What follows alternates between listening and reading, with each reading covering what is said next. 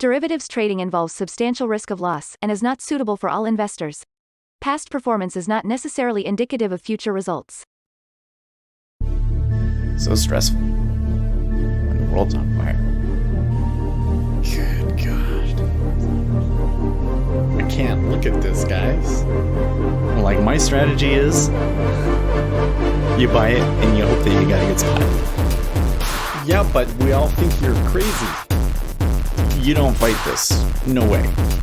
The markets are freaking out and you don't think that anything is wrong? Come back tomorrow and I'll lose it all. Should be fun.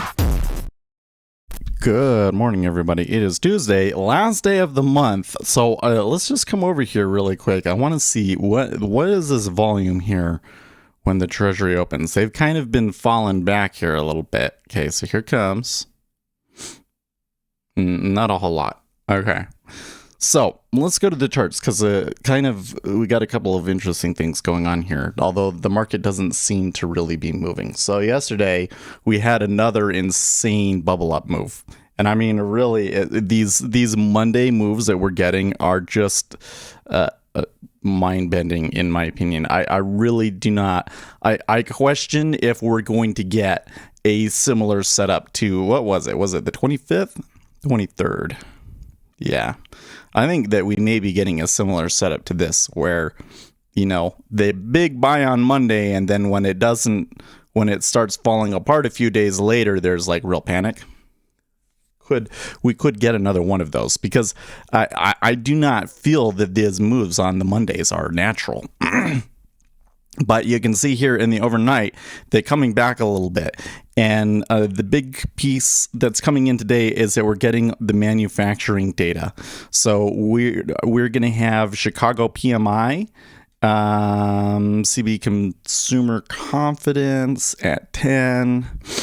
And then I believe it's tomorrow. I don't believe we get it today. Let me pull it back over to here real quick. To Forex Factory so we can see tomorrow. Tomorrow we get the final manufacturing PMIs and all of this stuff, right? But overnight we got it for China and it wasn't very good. Now China got hit by the coronavirus in a way that and it doesn't surprise me that their manufacturing got hit, and it might be more severe than what it was in the United States. So you keep that in mind. Over here in the treasuries, after the housing numbers, we had a pretty big move up. Now, I'm personally not very convinced that number will have much effect, if at all, on whether or not the Fed tapers. So I'm not sure if this big of a move up was really justified, but you can see that after they closed the gap finally, that things have been coming back. So it was a little bit of up action in the morning and then back. So we'll see if they return back up there or if they decide to come back and revisit these areas. They're in a very indecisive point, I believe. So here, oil also being a little indecisive today. I thought that oil would be up a lot further, but here, as Win is noting, there is just like this totally crazy hurricane, and I mean it really was a very destructive hurricane and just shut off all of the oil supply in the Gulf. So gold and silver are doing okay. They continue to hold this 1800 level and stay up here, so that's pretty good. If we get some difficulty with for instance, the Chicago PMI numbers, maybe gold and silver could take another little rise, right? And you got copper trying to get up there, but not quite getting there. Currencies, dollar, just, it was pretty sideways yesterday, but just getting destroyed overnight. So we're going to get probably a lot of end of month currency flows, which might be a little confusing, right? When we come back over here into the Japanese yen, okay, they've been moving around. We'll see how that affects our treasuries here, because right now at the moment the Japanese yen made a pretty significant move up. Treasuries didn't really follow, so we may be getting some disconnect between the two of them now because the flows are more end of month related and currency related. Morning, Keller. So here at the bottom of the hour, we got a bunch of Canadian numbers, but nothing much else to speak of. I need to, well, I'll just blow my nose here real quick.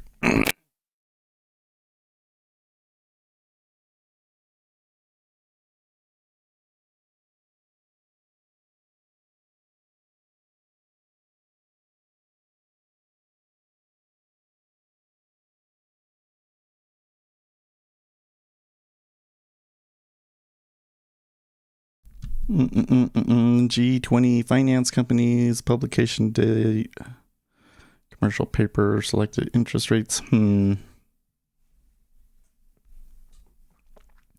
People are ignoring COVID. Well, once the peak was over, I've noticed, at least on social media, that there's been a pretty significant change. But there's that South African variant out there. I don't know. Another thing is that, again, like the natural immunity, and now like one of the guys from the board of Pfizer coming out and saying like you kind of have to factor this into your public policy, which is kind of what we've been saying all along. It really changes things, right? So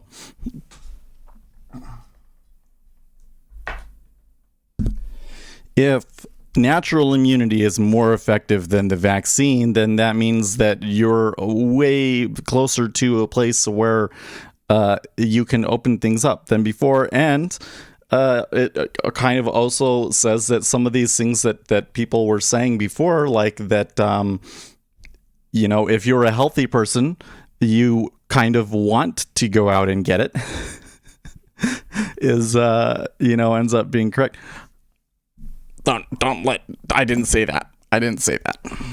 Hello, AO. But no, I'm sensing some changes. I don't know. One other thing on my mind was yesterday, some of the radical Democrats were calling for the Fed chairman to be replaced. So if they replace them, it'd probably be replacing with a Boehner. I really don't think that would make much of a difference to anything. I don't think that they really understand what they're asking for, to be honest. Good morning, Uzi. Well, are we going to get back up to 1.3 here? Or is the interest rates going to come, or is the treasury's going to come roaring back here? I'm a little, so the thing is with the rates coming down, I'm not sure I see why. Like the S&P 500 has been pretty sad overnight, right? Or at least over the recent history. That we could get a bounce here. We might look for a bounce. We'll see. I mean, do you see that little skip down there? There wasn't a whole lot of resistance to it. So if buyers decided to come in here, I think that they would have a very easy time getting it to bounce.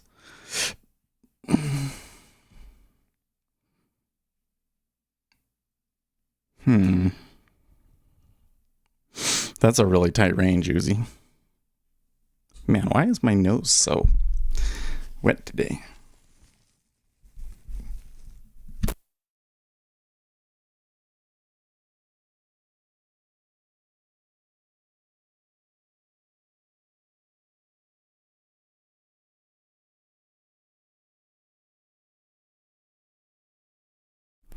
The Supreme Court ruled against your view. Against the view of what? Of the constitutional stuff concerning what? Concerning virus lockdowns? I mean, the court case that you're talking about is probably the one where a local vaccine mandate of some sort was upheld, right? But that was a fine. It wasn't imprisonment.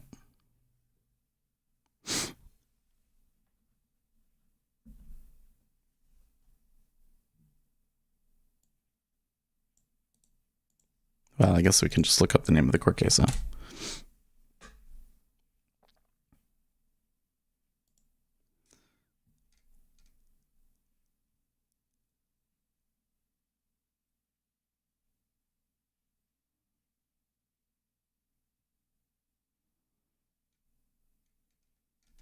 Oh, I don't actually want to read the Supreme Court result.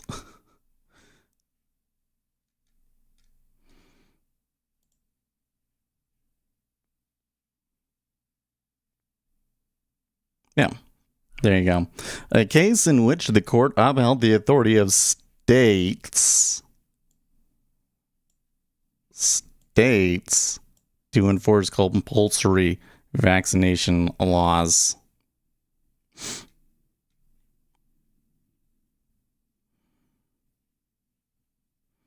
Adults who refused were subject to a $5 monetary fine, you see. This is why I was saying, like, it would be constitutional for them to come and fine you as long as it was a reasonable amount to fine you for not being vaccinated. But if they were to, like, throw you in jail because of it, it would be a different issue, right?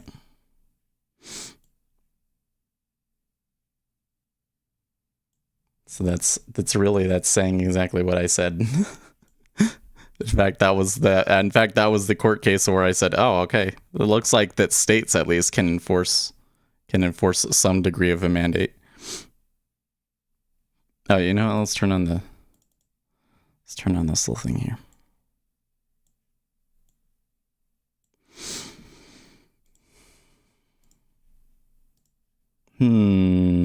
Look at that. That's pretty aggressive.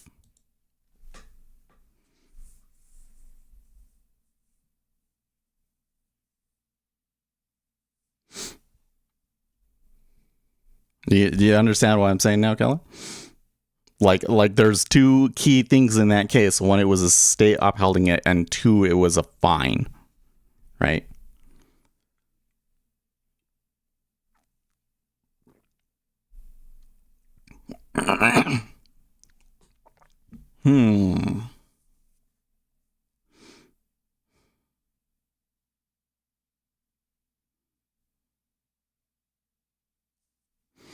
I must be missing something here because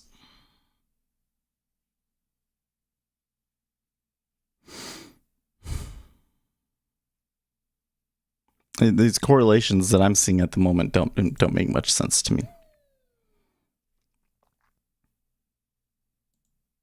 Did you hear that? I think you could hear that come out of my headphones and into the mic.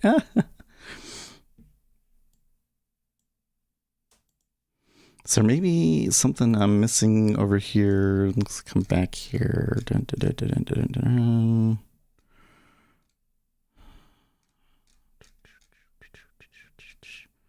Goldman on copper and aluminum, the increasing gap in the relative growth between demand and supply is having a tightening effect on long-dated forward global balances, with copper now facing a 10-year supply gap of 8.5 million tons, while aluminum faces a 5-year supply gap at 3.6.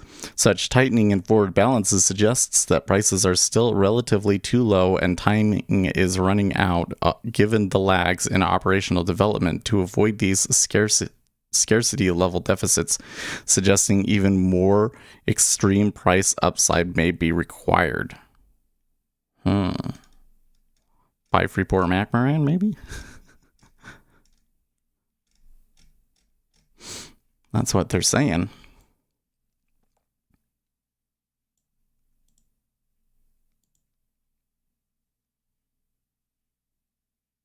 The ultimate wording, though, is that the claims of individual liberty don't trump public health. So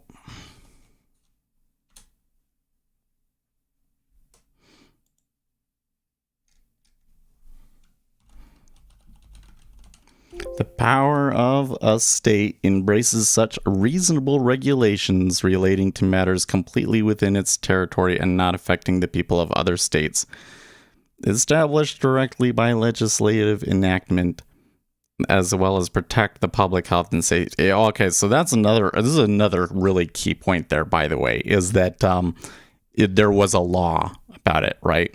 So a lot of the things that are being put in place here are not being put in place by the legislatures.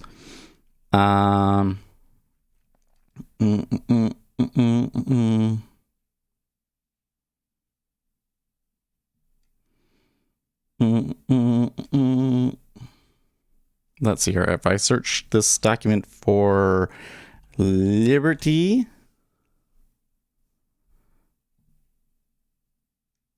there's that one, and there's that one. Which one is more?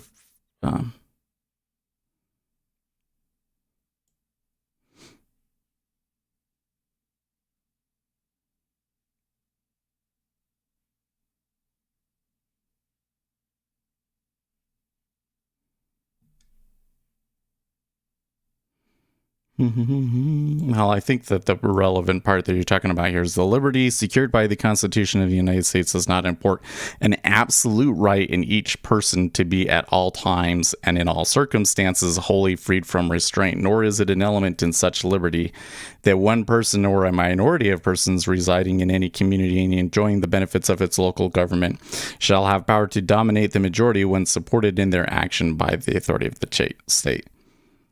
It is within the power of the state to enact a compulsory vaccination law, and it is for the legislature and not for the courts to determine, right?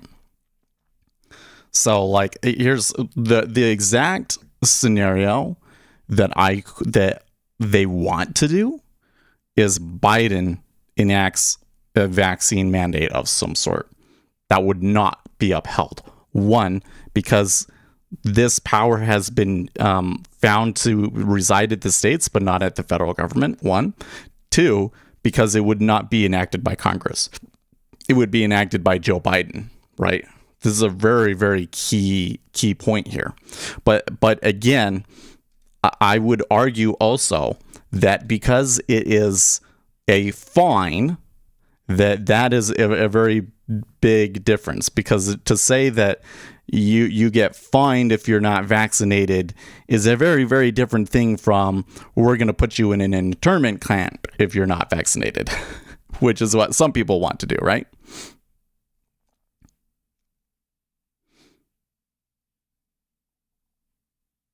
So I would still say it very, very much matters on details.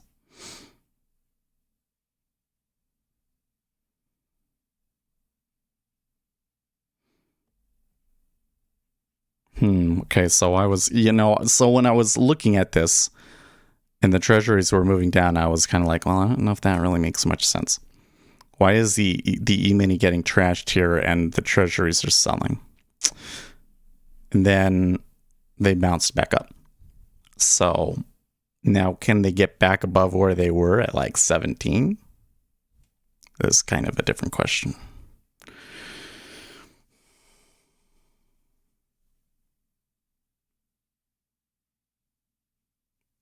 The wording makes it specific, though, that the real determinant condition is causing harm to others. Well, okay, but again, I would the way that I would read that is that your right to not be fined for your behavior is not trump the right of protection of others, the state's interest in protecting others from this spreading virus. That doesn't mean that there's no limit to what the government can do to you, okay? Like, maybe I'm not using an extreme enough example. The government can't come and shoot you in the head because you contracted coronavirus, right? That would not be held. There's absolutely no. Everybody would agree that if Congress went and made or your state. Okay, everybody would agree that if your state legislature made a law that said that if you contract coronavirus, you can be shot in the head, that wouldn't be upheld at the Supreme Court, right? That law would get shut down. Okay, so now the question is, what is the difference between that law and the law that we're talking about in Jacobson versus Massachusetts? Well, shooting somebody in the head is very, very different from levying a fine on them, right? And so we can argue that you're violating a person's 14th Amendment rights by killing them, because that's, an infringement of their life and liberty, and it's cruel and unusual punishment for a violation that you have no control over, right? Okay. So there's this kind of this line, and that's what I'm saying. I really don't think that imprisonment, internment, because of not having a vaccine, would be over the line and probably would not get upheld. And I don't think, I would be really surprised if any municipality or governor or any of that would even try to impose such a law. They would almost certainly know that it's unconstitutional. I mean, that's probably why you haven't seen them yet.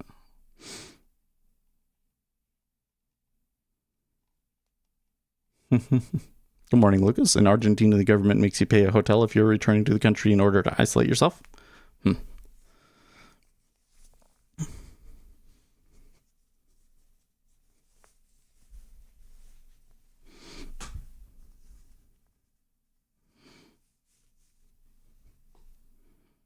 Are there any existing vaccine mandate laws?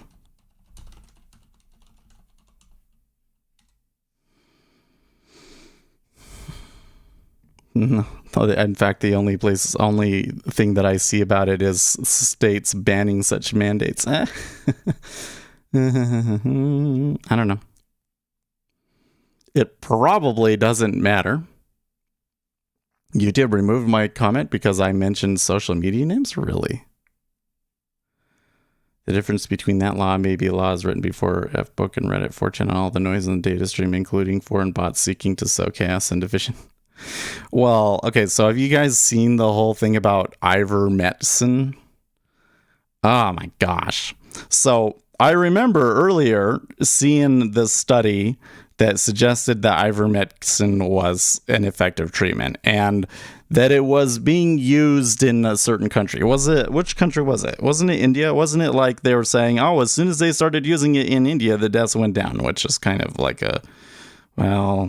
that's a much better example of ACEs, correlation does not prove causation, right? But the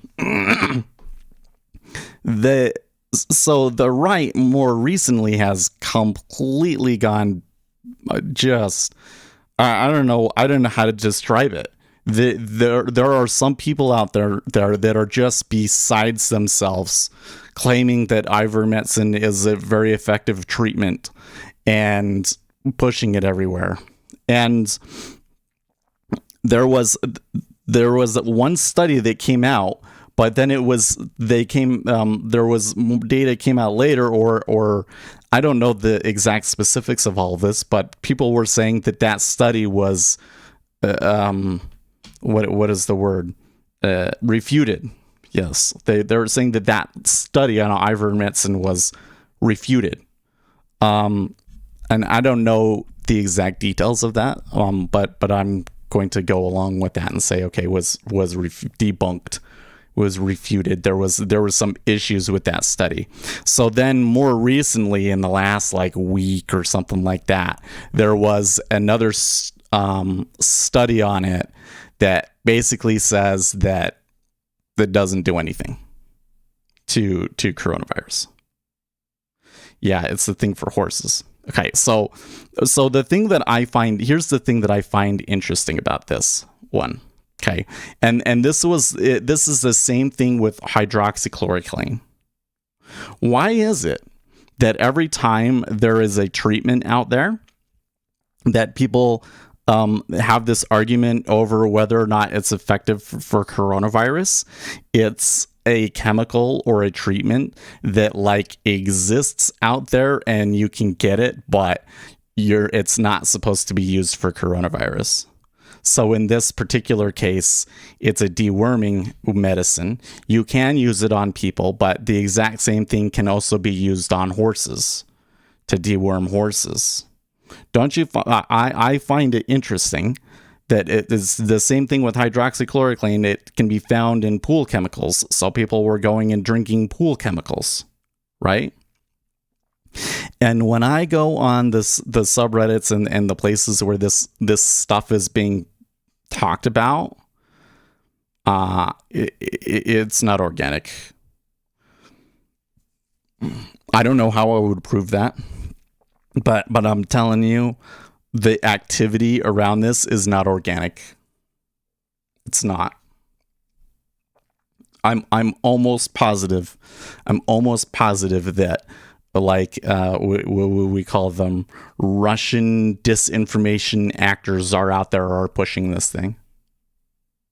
And I think that they specifically pick treatments that can cause, like, problems with when everybody tries to go out and get it when they're not really supposed to be using it. That there's, like, loopholes and stuff. Like, in this case, you can go and you can get it for horses. So then everybody goes to their local their local farm store and tries to get this dewormer that's supposed to be used for horses. Prepper community has been buying up fish antibiotics for years. Yeah. Anyways, the activity that I see around this does not look organic to me at all. Ivermectin. Oh, okay. All corona rules have been removed in Denmark.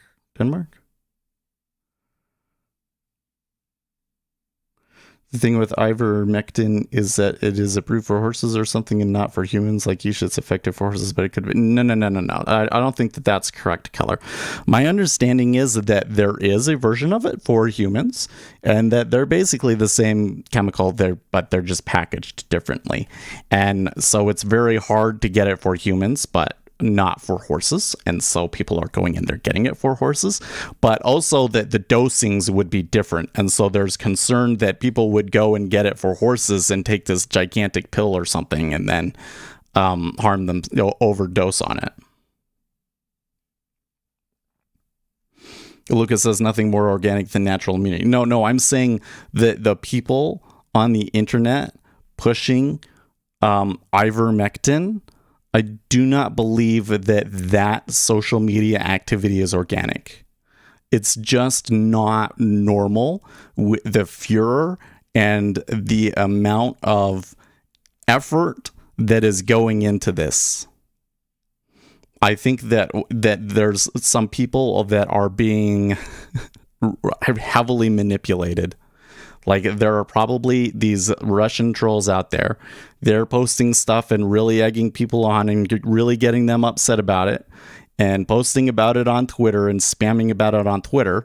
And then there's a couple of people that I don't know where these people come from, because they just don't seem too intelligent to me. Is the thing that just always really stands out to me, is I go to these really far right subreddits and I just see all of these crazy comments and all of the arguments and the words that they use and how they go just all seem very unintelligent to me.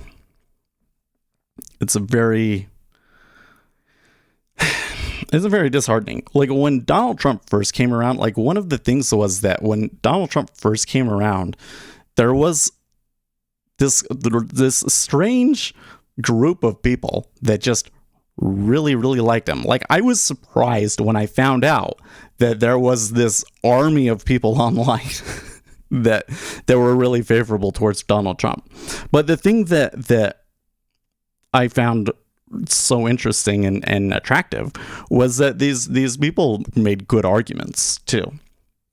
They understood history, they understood what was going on in public policy, and they were able to make good arguments as to why certain political strategies and political candidates were wrong. And they were able to make very convincing arguments, and I felt very intelligent arguments. But sometime after Donald Trump got elected and the whole Q thing came about, it was like that disappeared. It's like those people were like kicked out or something. It was like this horde of Q followers came in and they were going to force everybody to be stupid like them. And anybody that was even semi-intelligent was basically shoved out. Because if he came in, because this happened to me all the time, you come in and you'd say there's no evidence for this doesn't match up, and you would poke holes in all of the stupid things that they're saying, and you'd say, hey, you know what, this is just bullshit that's being posted on 8chan. Like, why do you believe any of this? There's no reason to believe any of this stuff, right? And they would just absolutely bury you, you know? And now, since that time, it's like, yeah, the right on the internet has been like neutered because of these idiots are louder, which is really, really weird. But I keep going. Every time that one of these issues come up and they're really, really strong, I kind of see the Russian troll influence in there. You know, like when it was the election, I think that the Russian troll influence was probably like really small, but it seems like it's grown. Everyone has a microphone. It's tiring.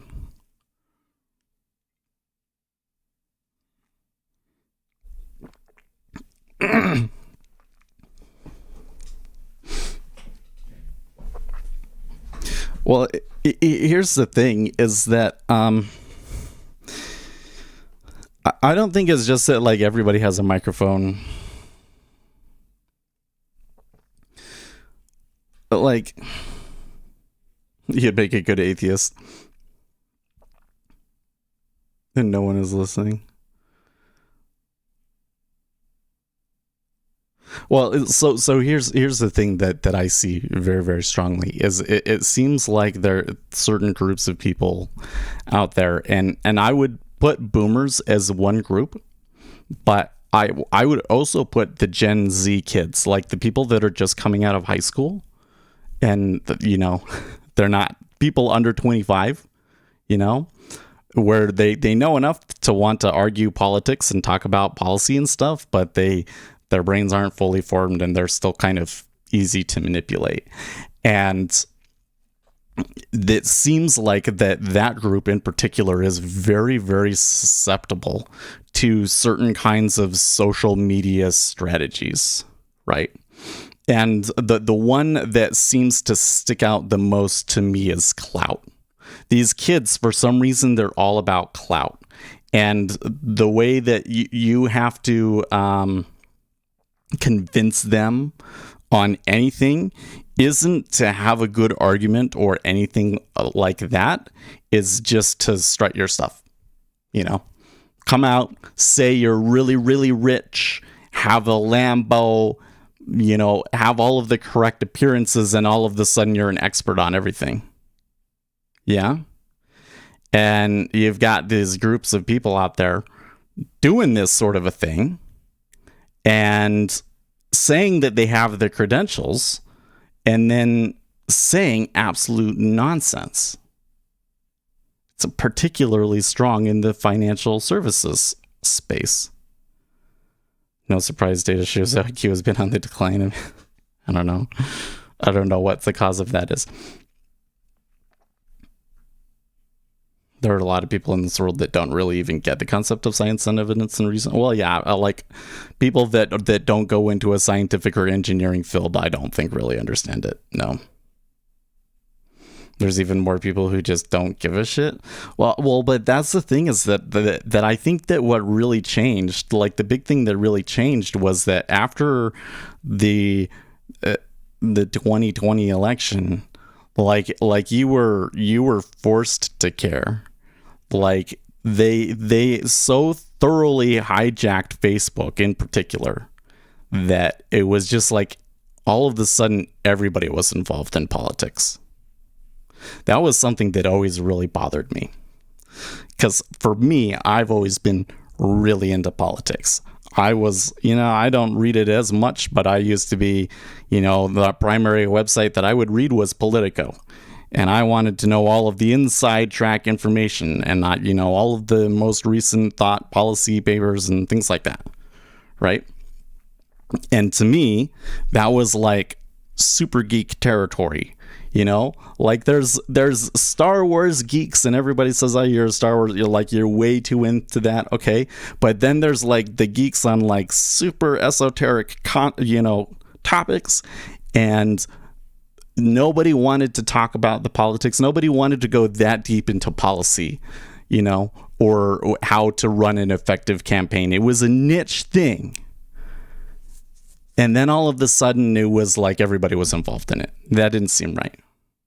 It didn't seem right to me, because I don't think that everybody can handle it. I don't think that everybody is built to be in that. Because honestly, like, to be a politician and to be an effective politician, you have to be a psychopath to some extent, right? So you're putting yourself in an environment where you're constantly being bombarded by people trying to manipulate you, right? And then we go and we plaster that all over social media. Yeah, people aren't gonna agree the way that they're supposed to. It messes them up. They start doing weird things. I agree about the clown stuff. Oh, by the way, we didn't get the red book here. Usually isn't a significant mover because there's just too much data in there, and it's stuff that we already know. I agree about the cloud stuff, Seth. I see videos all the time where some random person will be getting attacked and everyone else will just be shouting a word star and doing nothing but evil.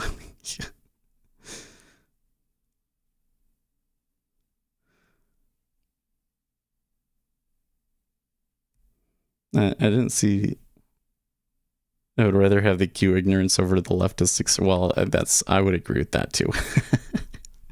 I had to go back and find his comment. The algorithms may well be more dangerous than one can immediately see. Oh, there's no question that they are. There's no question about it. Like, remember that all of these executives of these social media companies are like, they don't let their kids on them. My kids aren't allowed to use Facebook. They can use YouTube, but like, I'm kind of looking at YouTube and I'm like, there's problems with YouTube.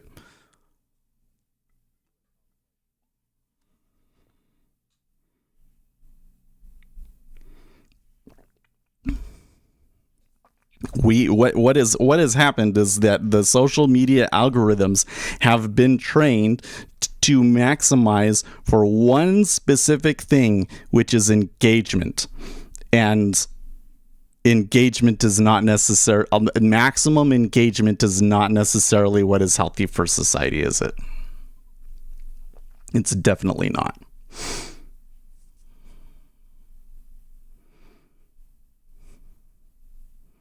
And you know, like, I think that it really stands out the most on TikTok.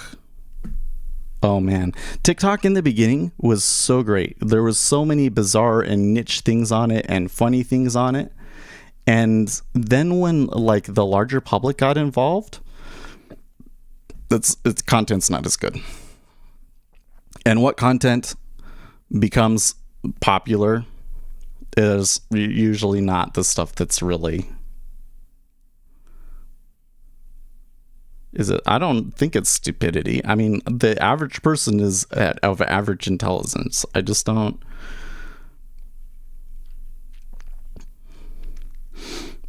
This is where I think it gets weird, is that you could have a video that is very much utilizing, you know, let's use this clout thing, for instance. We could make a video where the creator of the video is very much manipulating clout, and he could be saying something that's complete, absolute nonsense, but because he appears to get the clout, people watch it.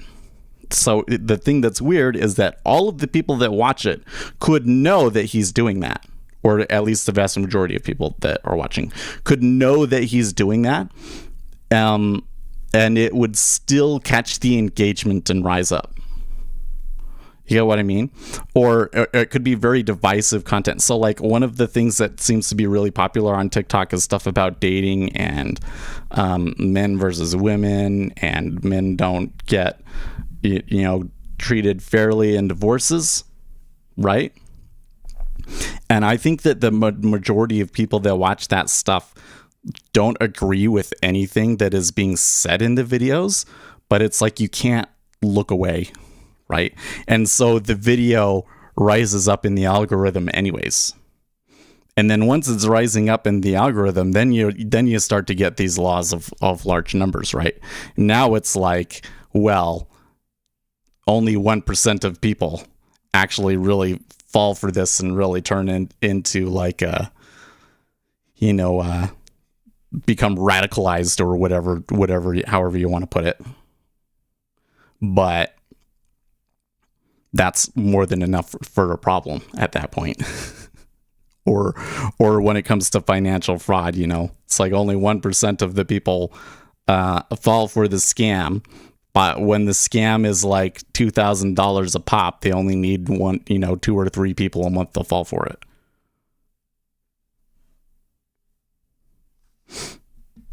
Pretty nasty. So they really do. The thing that it irks me too is that you don't hear anybody from the companies talking about it. Do you? They really should be. They should be saying, well, we can see that our algorithms are having some harm on society, and we have this group of people that are researching it, and we think that we may need to change our algorithms so that they don't just select for engagement.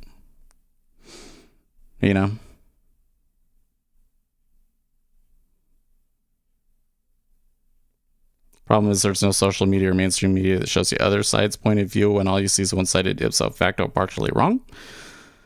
It depends on the thing, but there's definitely certain political biases that the media seems to play for some reason. The one on the media, because everybody always alleges that it's like a conspiracy. I really think that these far left journalists don't even realize what they're doing.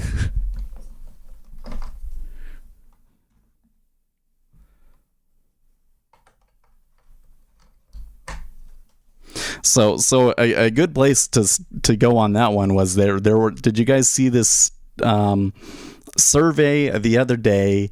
And they said, is it okay for the government to censor social media even if it means that some true facts will get suppressed? And something like 60% of Democrats said yes. What?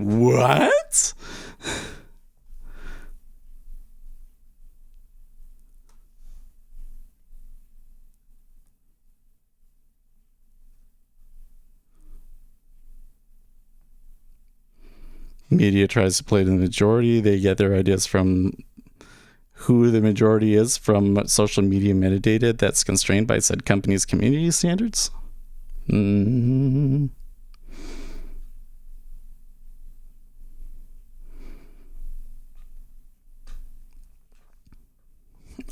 sure that eventually somebody will figure it out and fix it, but the problem right now is that like everybody is agreeing that it's a problem and nobody's doing anything. I think it's going to be lower for Treasury, says Lucas. It sure feels like it. I'm a little torn here, honestly, Lucas, because it definitely looks like it's going to go lower to me, but I don't see where that pressure is coming from. Unless they're maybe trying to front run Chicago PMI. From my perspective, Chicago PMI is critical enough of a data point that the Treasury should be relatively constrained. So I'm doing my best here to just not do anything.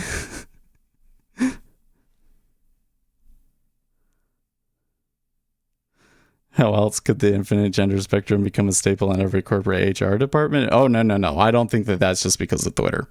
I mean, it definitely seemed to be a thing that started with Twitter, but there are activists out there on that one, right? There are activists out there that are doing everything they can to try and, get this into companies and government anywhere that they can.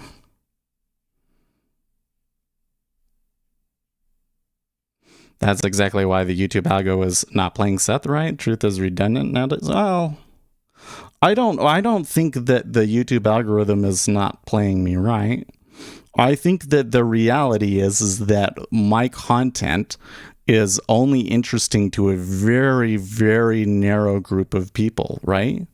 Because it's not just traders, it's futures traders. And it's not just futures traders, but it's futures traders that don't really believe in technical analysis and are more interested in a logical way of trading, right? And when you kind of narrow the audience down to that, and you look at like how many people actually just search per month for futures trading and everything else like that, we get a lot of traffic for what we do. Like we have really done a good job. I would like to get more general. I haven't made a whole lot of general content, but for the niche that we're targeting, we've done amazingly well. Sometimes I don't really realize or note how much success that we have had. There are very few people in the futures trading space that haven't been to this stream and are at least aware of us. So, and you know, it's to the point where like I get enough queries from people and companies and stuff that, you know, it's like almost annoying because they want me to do things that like I would never do.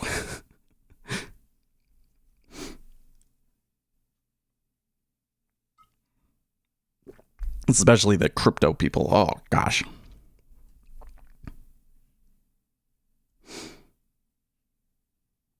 Truth hurts. People don't want to get hurt. YouTube does not account for truth. No. But how does an algorithm say how truthful it is? Wait, can you give us an example there? What do you mean by that? Did we just get PMIs? Well, okay, so Case Shiller home price month over month 2%. That might have been a reason for why they were selling that a little bit. So housing price numbers were really high. But no, I think we wait for the PMI. Remember, PMI released 3 minutes early. Oh, companies. Well, okay, so they, I'm exaggerating there a little bit, but when I say they're asking for things that I would never do, they come in and like it's cryptocurrencies companies in particular. They'll say, hey, we're a company and we do analytics and custody for mining or staking.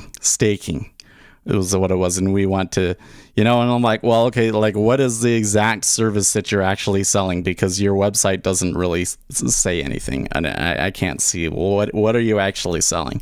And then they're like, okay, well, we'll set up a meeting here on this day. No. If you have to wait until I'm there in person to tell me what it is that you're selling, then you're selling shit. Oh, makes me, it drives me nuts. And I get requests like this every week.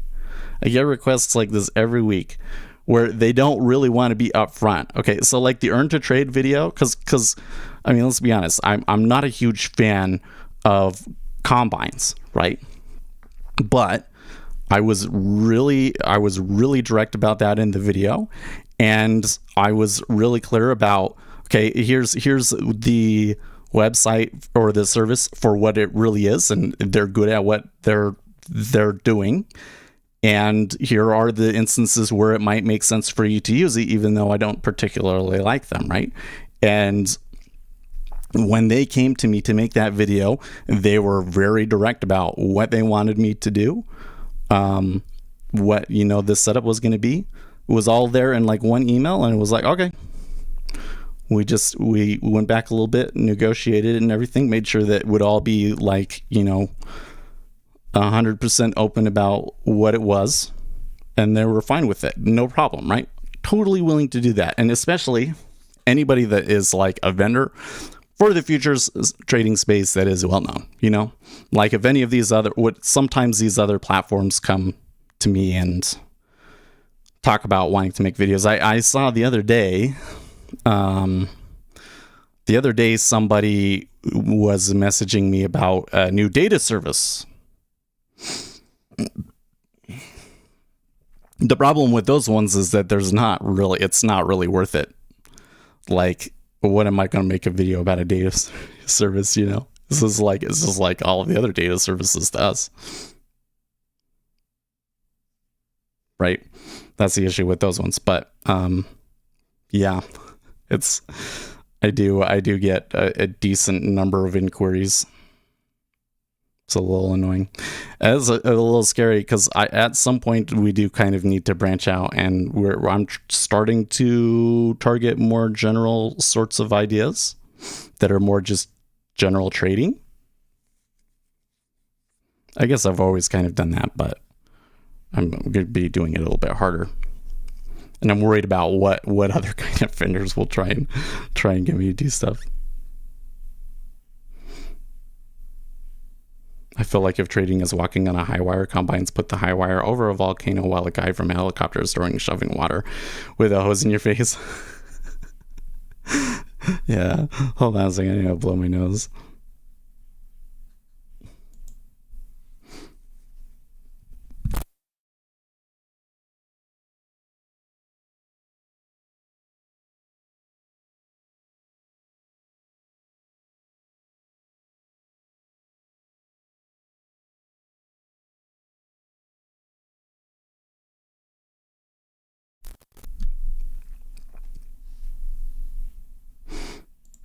I always see this thing happening where a YouTuber will let some random crypto guy do a guest hosting session where they'll just pump their crypto, and I always think it's a scam where the YouTuber is being paid off.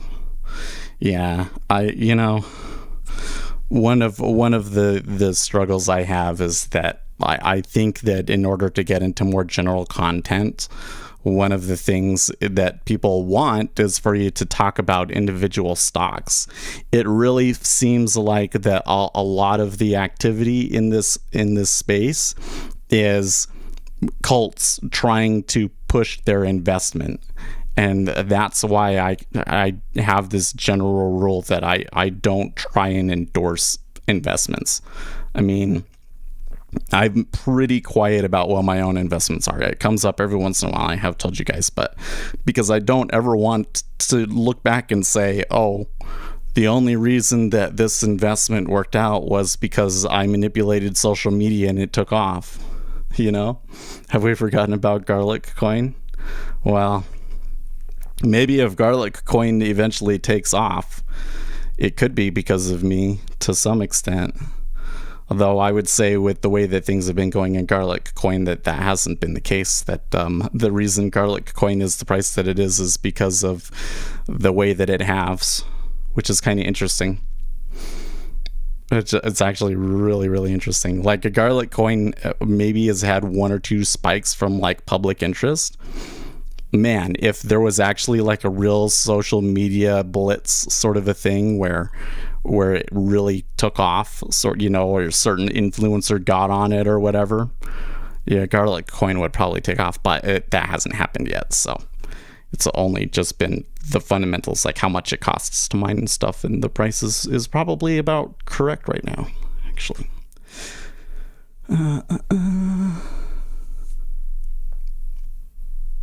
Does Garlic Coin trade similarly to Bitcoin and Ethereum and Dodge in the bunch? I mean, it's roughly correlated, but it's much more doing its own thing than the others. It did, after Dogecoin and all of that took off, there was that one period where it really took off, and then a really big whale sold, and that kind of killed the momentum.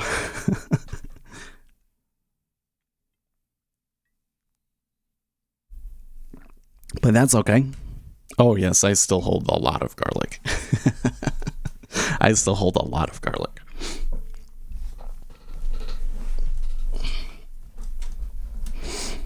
Now there's another side to this, and that is education, right? Because on Wednesday, tomorrow, you'll have the video where I interview Gary Norton, and he talks about his education course. Now, I don't consider the interview a full-on endorsement of his education course, but when it comes to education in particular, like I just have to keep reminding myself that, like, okay, what is worth it to one person is not worth it to another person, right? Whether a piece of education is actually valuable is going to depend very much on the person and how much money and resources they actually have to put into that sort of a thing. You're a rich guy that, you really just want to put on risk, and you can have $100,000 account and things like that, and a few $1,000s is nothing, then hey, go ahead, go do, as long as it's a good educator. And the people that I'm willing to talk to about that sort of a thing are people that I know are the best educators in the space, at least. And they're not selling you things that I know are complete nonsense, at least, right? But beyond that, it's, I'm trying to not make a kind of like a value judgment based on the education, because I have to remind myself that what is worth it in education to me is not what's worth it in education to somebody else. You've been talking about Gary Norton for a while because I remember you saying his name before, so I believe you're doing that for, yeah. Well, I've probably based my own worldview on trading, at least in the beginning, off of Gary Norton more than anybody. Gary Norton was the one that at the very beginning really got me to realize some of these things. Was like I read what Gary Norton was saying, and I combined that up with what I remember from the bank, and I said, oh, this guy actually knows. This guy actually traded institutionally and is a good market maker. Is Bitcoin, well, I wouldn't call it a scam, but I'm not a huge fan of it, right?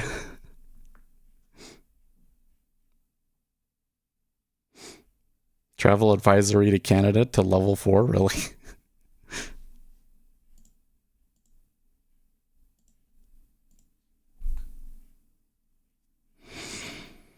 Have you seen this stuff in Canada where Trudeau has started a snap election to try and gain a stronger majority, and all of a sudden his party is polling really poorly?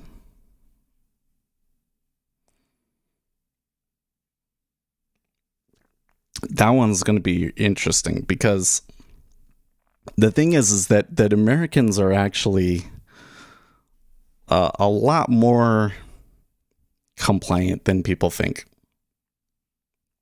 Is compliant the right word? Like, we have this idea of Americans as like, I do what I want and they're never let the government do anything. But when you look at, like, especially like during World War II and stuff, and the things that Americans let the government do and everything, it was like, as long as the government said that it was like in the public interest, they were like, okay, whatever. Sure, go ahead. Intern all of the Asians in internment camps in southern Utah. We're okay with that. These sorts of things happen all the time in the United States, right? But when it becomes really obvious that like a politician is manipulating them, either by not following their own rules, or they take one mandate and they say, well, this Xing is, we can do this, but Xing is never going to happen. And then Xing happens. And I think that Americans like very much turn on it. And Canadians, I would say, are the same. The culture is very, very much the same. And I see this happening with Trudeau. It's like, okay, we got all of these emergency powers for a pandemic. We've learned all of these things about the pandemic. We're going to turn around and we're going to use these things to address climate change. And all of a sudden, everybody's like, whoa, hold up. We gave you like these one-time emergency powers for like what you told us was like a real emergency. And now you're going to leave us in an emergency for the rest of all time. I think that's why people are having the reaction that they are. And so the Conservatives apparently in Canada, we'll see. But at least right now, we're doing very, very well.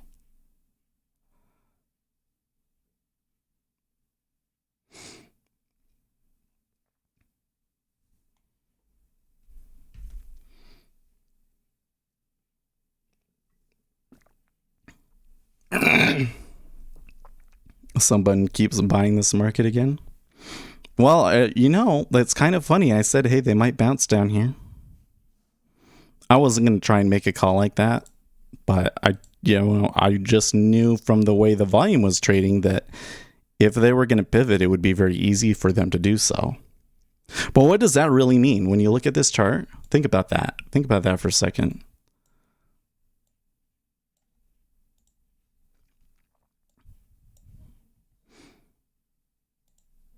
We were moving down and then we bounced up to here. Didn't really require that big of a change in volume for it to happen. It's still been slow. What does that mean? None of this matters. None of this is just supply, demand, and liquidity. And that doesn't tell us really anything about what it's going to continue to do. Right?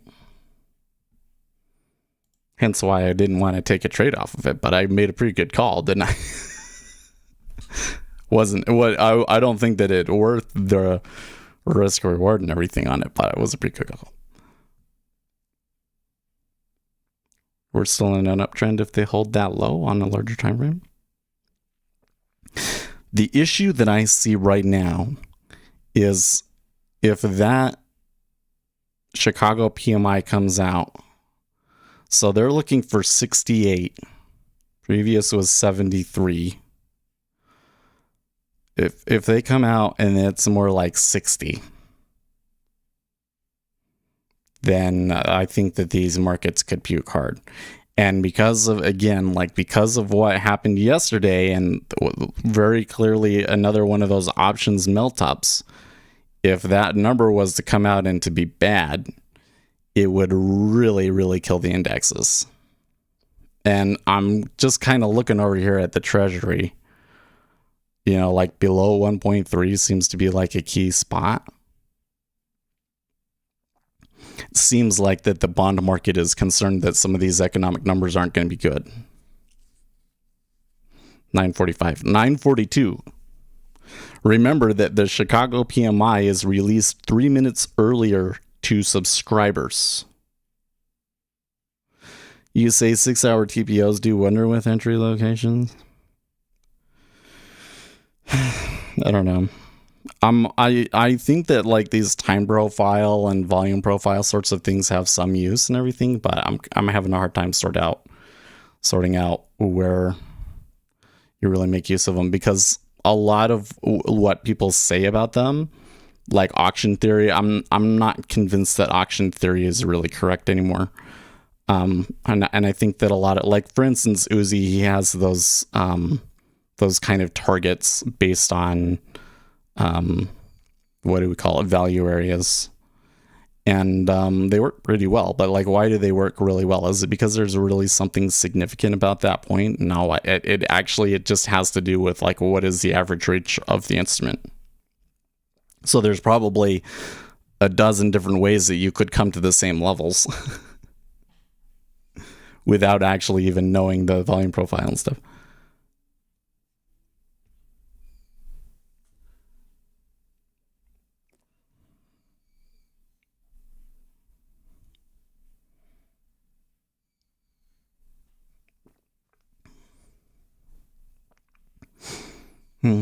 Every time Kulud, because he was the one that every time Kulud comes in here, I think about, because he was the one that told us to get the trades, quotes, and prices book by Boshad. And I'm like, well, that was such a good book, and I want another good book like that one. I don't know if there actually are any.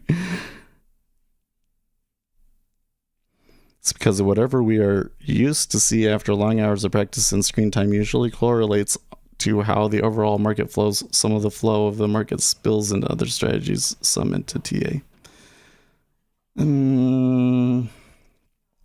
I mean, I don't really buy into the self-fulfilling prophecy of markets, though, because if people are really trading it, then what you should see happen is it should disappear, unless it's like structural. So volume profile is interesting because it's structural, right? Those profiles, those distributions and the profiles kind of happen despite traders' best efforts.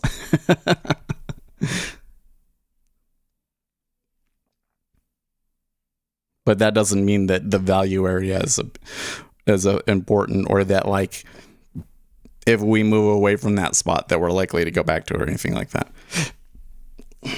Doesn't necessarily mean that, at least. Let me rephrase that.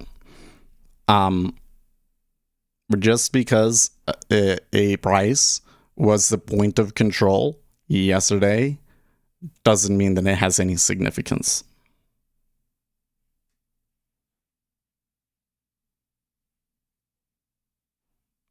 Yeah, VP usually correlates with some concept of how value is formed, and that's why it works. That's what I mean. Well, but that's the thing, is that that's not why those form. So the general theory speaking, so like the theory that people say is these prices trade a lot because that's where people feel that there is value, that the price is fair, and the highs and lows, or like the value high and low, or maybe it's just the high and low of the day, those form because that's where people say that the price is too high or too low, or whatever the deal is, right? Well, now let's go back and let's think about all of those things in the context of the inelastic prices, are inelastic theory of markets. So to review, markets are inelastic theory basically states that markets are extremely inelastic, which means that if you go and you buy $1 worth of stock, it increases the market cap of the overall stock market $5 to $8. So orders have a much larger impact on the market, and basically the supply and demand of the market does not change very much with price. So to come in and to say, well, this price was the price that they agreed to, and therefore it is important, does not jive with the inelastic theory of markets, does it? Because the inelastic theory of markets says that the price doesn't really matter. The orders are going to come in because these funds and so forth, they have to put the money to work, and so they do what they got to do. They put the money to work, right? Well, how do you score that away then with volume profiles? That there are these prices that get traded way more than others, and there's very, very clear distributions with them. Well, when you get into market microstructure, there are models that show very clearly that these situations can occur when a large number of traders trade something quickly at a certain point. So if we just assume the number of people that are willing to transact at any given price is a Gaussian distribution, or not even a Gaussian distribution, is just completely random. So under normal circumstances, we should see equal volume at all prices, right? But if they trade it very quickly here, then what happens is that since there's nobody willing to buy or sell here anymore, because they already transacted, it becomes a hole. So then you come up here, there's going to be more people looking to sell, and there's going to be more people looking to buy down here, because all of the people that really were really interested in buying and selling, all the people that were interested in buying here and above, they already did it. And that's why those form. Or at least that's the market microstructure view of it, right? And so from that perspective, that does not mean that this price was like agreed upon value. This assumption that we make that a certain price is agreed upon value, it doesn't mean that at all. It was, in fact, just a per chance thing that a lot of orders traded there quickly and they got stuck in the hole. See what I mean? So then, if that is the case, then when we're coming to one of those prices from yesterday, why should it matter? Because it's only going to matter if there's another set of large transactions there, right? Might matter because people might have positions swinging from there from yesterday. That might matter.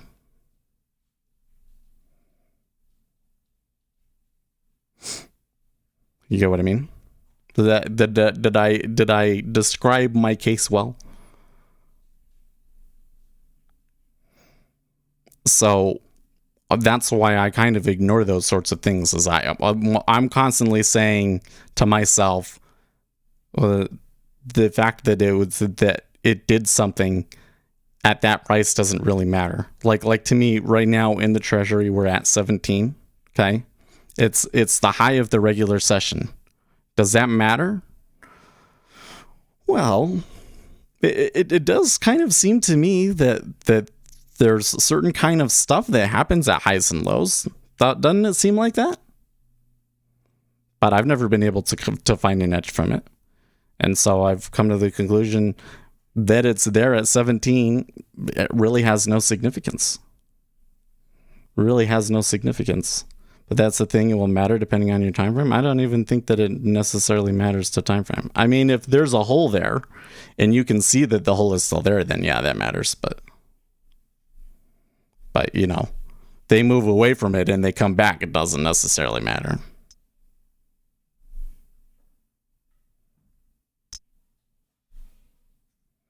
If you have to be one of the 20% who survived, you must learn to understand volume profile. I'm not sure that you do.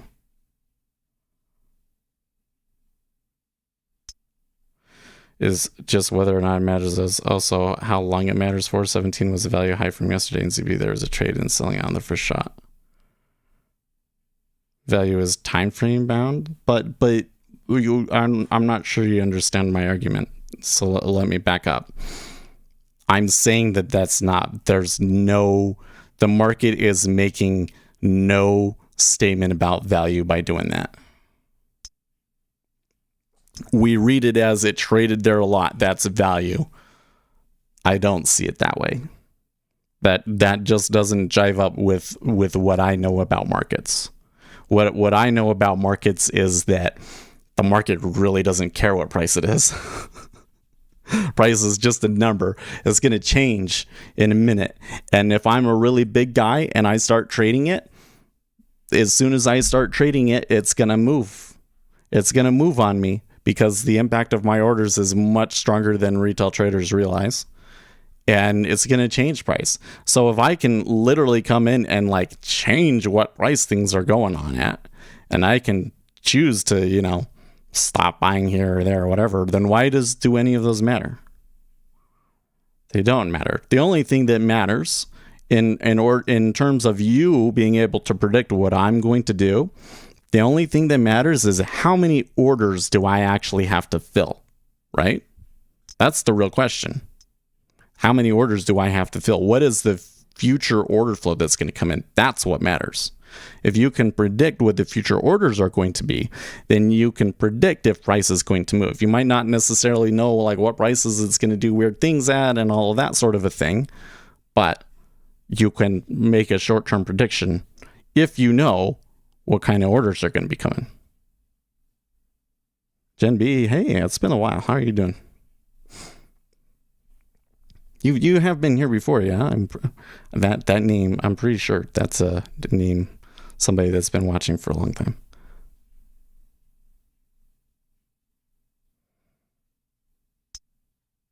It's because you do not know what price to test, but that is the same thing as like, those levels matter only for limiting purposes. A trader might try and get trade 10 dozen order flow signals. Value-based levels give you limited attempts from there. It's mitigating risk. It's easier to mitigate your risks on 4 attempts than it is on 100. Okay. But this is the theory that I'm proposing to you, okay?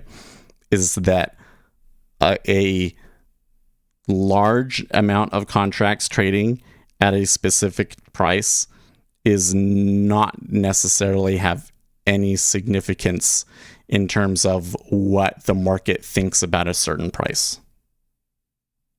That's the main hypothesis I'm trying to present to you. Just think about it for a little bit, and think about what we know about the inelastic market hypothesis, because there's a very good amount of data that I think backs up the inelastic markets hypothesis. I'm just saying that's how I use them. Yeah, well, and it seems to have worked really well for you too, Uzi, right? But to that point, I do think that there are ways that you can kind of sort things out and explain some of these things still within the framework of the inelastic markets hypothesis. And that's what I was saying. Like, for instance, these value area highs and lows, I do think that matters, because what it's telling you is on what is the average volume from a certain point at which the most of the volume traded, how much variation is there in the order flow for them to move it out a certain amount. And as such, you should be able to come back out here and say, we're at 163.14. We should be able to move as far as 163.07, just based off of what the order flow normally tends to do. And then if something happens, we know, okay, so if that Chicago PMI number comes out and it is like 70 or 75, let's say 75, let's say it was a really good number, 75, that 07 is not going to hold, is it? Because we know that we're going to get more orders than you would get on average. Yeah. And that would be a way of explaining it using inefficient or inelastic markets.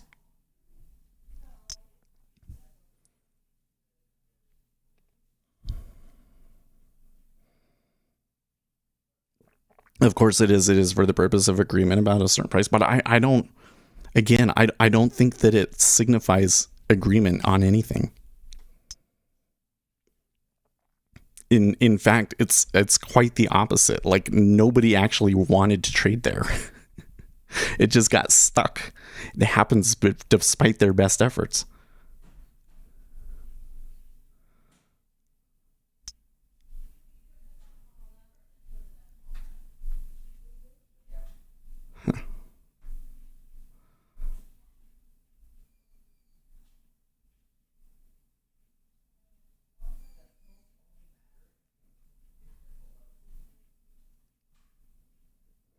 Nasdaq Trader says, I think I need to develop the skill of staying longer. I need 1 hour trades, not 1 minute. Well, if you take higher time frame trades, it tends to be easier. Yeah. Buyers and sellers trading size at a certain level is not agreement on transacting there. No, not necessarily. So let me see if I can try and explain why I think that, because I don't think I did that very well. If I'm a large buyer, say I'm coming in and I'm here to buy treasuries. I'm from Japan and I'm here to buy X thousand treasury futures today, right? How do I do that? Well, it used to be that you would use the VWAP, right? Remember, we've talked about this before, where it used to be that you would try and use the VWAP. If you could keep your average position below the VWAP, then that means that you did a good job. And that was kind of like the benchmark that you would use. And they even kind of turned it into, okay, so if it's below the VWAP, then we'll buy it and otherwise won't do anything. But there were some problems with that. Like, the market clued into that and actually started to use it against you. So, like, all of a sudden, when you were getting a downtrend and it was against the VWAP, and there would be these idiots that would go and buy it, and you'd just be like, haha, suckers, and then you'd dash them out, right? So then in 1999, 2000, Almgren and Chris came along with the paper, and they said, well, here's what you actually need to do is you just need to spread out your impact. This is how long it takes for your impact to kind of subside. And so we can go and we can look at how much time you actually have to execute, and we can get rid of the majority of your position at the beginning. And this is like how we split it up and time it. And then we randomize that to a certain extent so that nobody can really predict when my orders are going to come through, right? That's the way that a lot of this execution happens these days, is Almgren and Chris, which is more timing based and actually quite random. Okay, so from that perspective, I come in and all of a sudden I end up buying a ton at 15.5. Was that because I thought that 15.5 was a really great price to be long from? No, because I'm buying. I know that I've made the decision that the prices that we have are good, right? I know that I'm going to have an impact on the market and it's going to move up.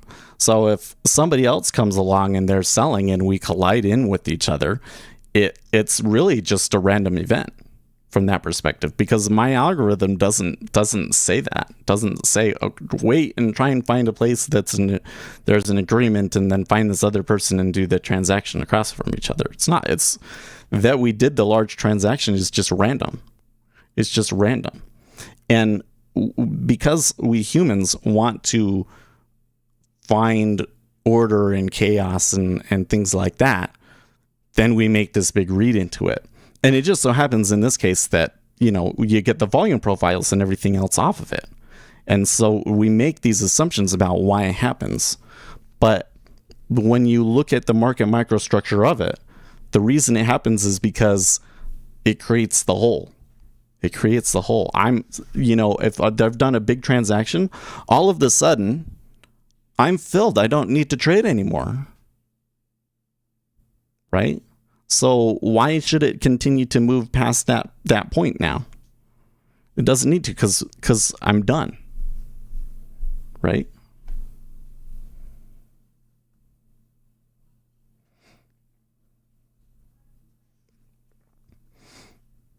If enough volume trades there, we could say there's certain value.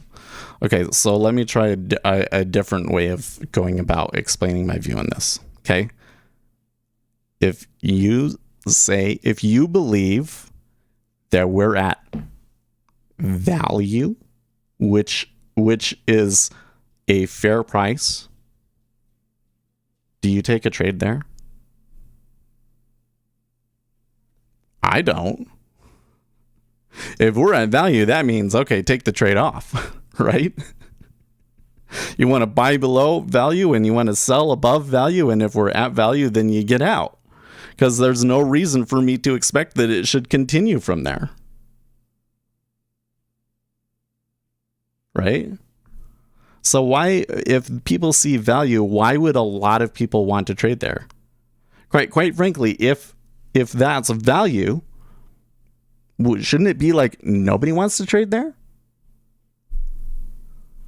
That's the ironic thing about it, is like if you look at the resting liquidity in those places, they never put a lot of liquidity at that. That's why it ends up trading so much. It ends up being so much there, not because it represents something significant about people's view of the markets. It happens because of a technical random aberration that tends to happen. No, because I don't move volume.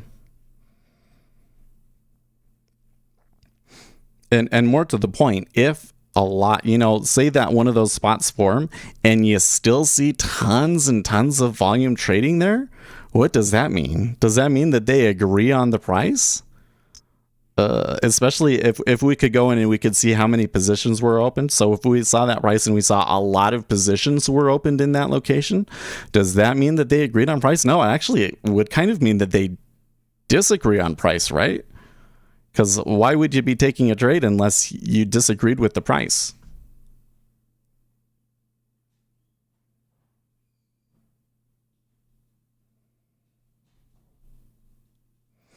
Okay, right, but the random event that generated the volume is irrelevant. What is relevant is that what volume will do now that it is there. Okay. But what will it do now that it is there, right? So when you get one of those, the tendency is that you're going to get stuck at that price, right? That alone isn't a trade, right? But that's where I say, like, what you want to do is you want to buy below value, right? Oh, look at that buy. A strong buy. What you would want to do is you would want to make a more fundamental decision. Okay, so they just bought there. That means that the CPI was bad. That means, or sorry, not the CPI. What's happening right now is the subscribers got the Chicago PMI and it was bad. That's probably what's going on right now.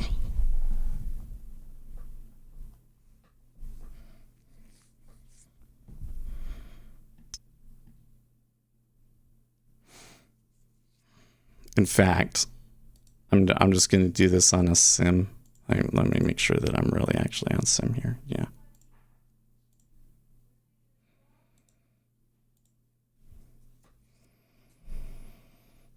Yeah, the Chicago PMI is released 3 minutes early to subscribers.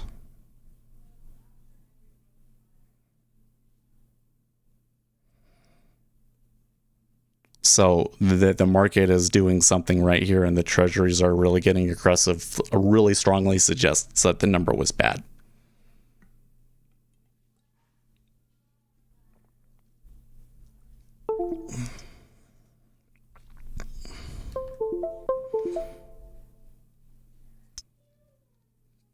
My nose really itches. Okay, yeah. So lower than forecast is not a complete disaster, but 66. 66 versus an expected 68.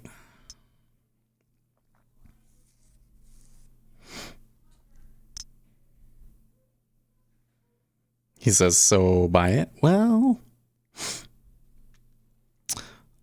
probably the impact that we're going to see here in the E-mini. I do think that we can have a little bit of a sell here, but it might have a short-term impact, because what's going to happen is they're still going to turn over here and be like, yay, we can keep interest rates low forever.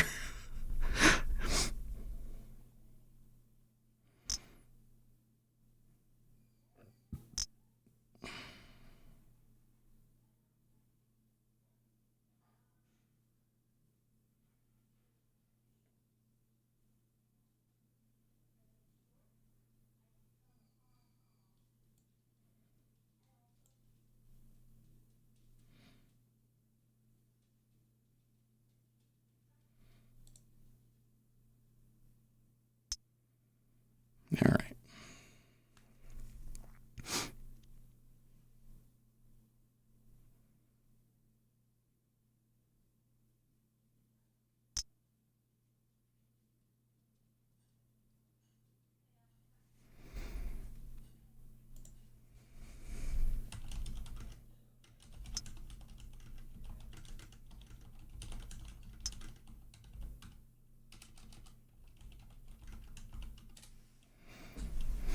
So when I'm looking at the treasuries, because that seemed like it was a really dramatic move, right?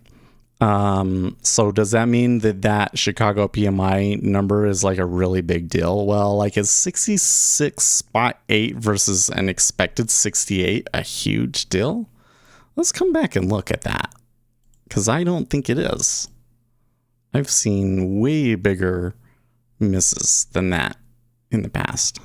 Yeah?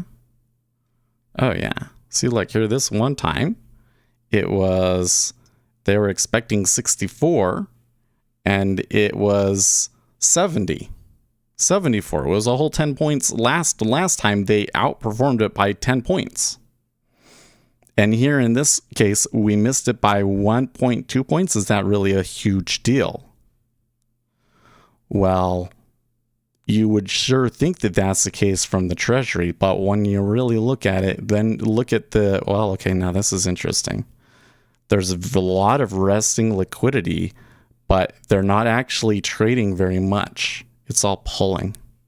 So the move in the Treasury, I think, can mostly, or the degree of the move in the Treasury, I think, can largely be explained by the liquidity considerations right now.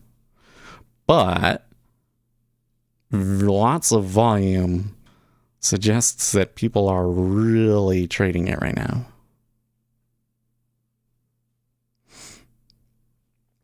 Would love to, well, if you message me on Discord and you can send me images, and sure, we'll see.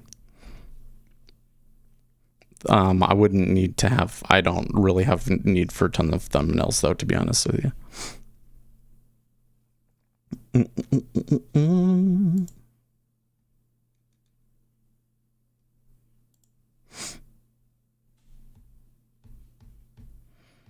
Now, on the split side, E-mini hasn't moved that much, has it?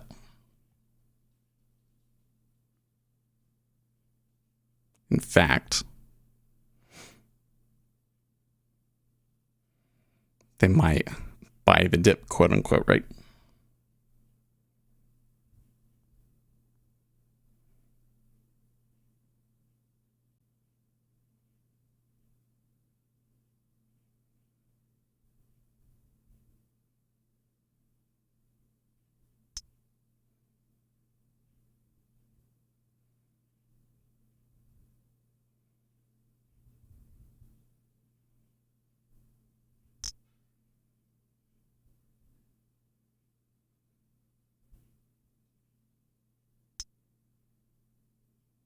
Yeah, interesting.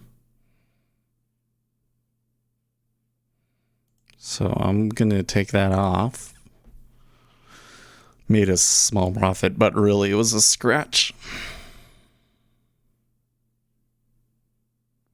What is your idea about Solana? I've never heard of that before.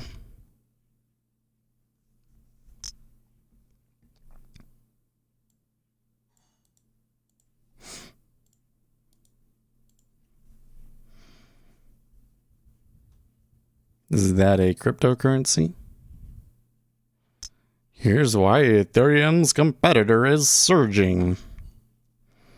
Okay, well, so I don't have any metrics for Solana in particular, but something that we're definitely seeing in the cryptocurrency market right now is that there is not a lot of new money coming into the market.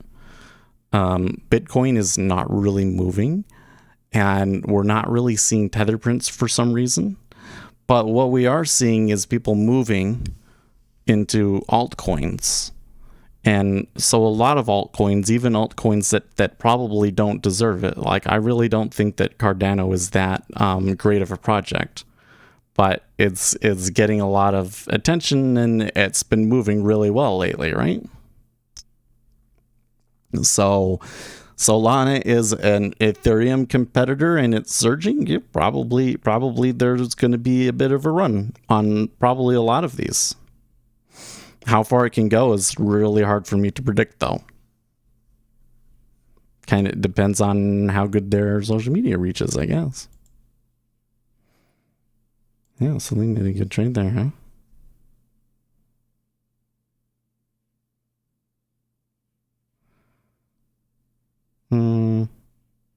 That was actually a relatively small one.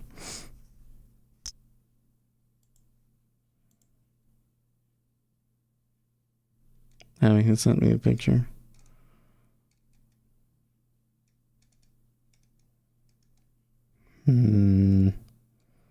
Interesting.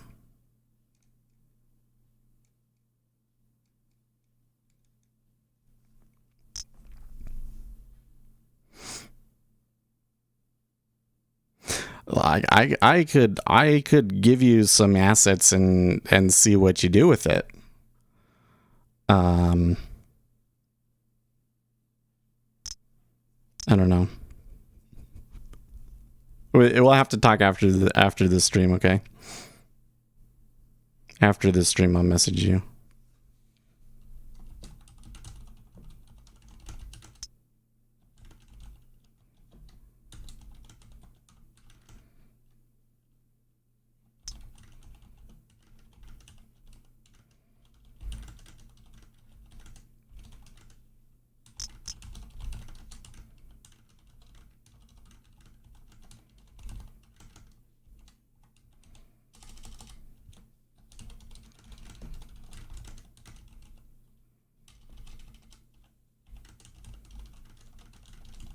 And do that. Okay. Now the treasury way back up there. Is there so let's come back here to Twitter. The August Chicago Business Barometer hits 66.8, the highest August read in more than 3 decades.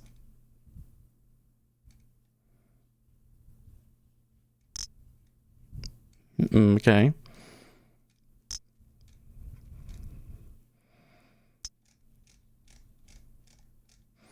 Let's see what Zero Hedge says about it.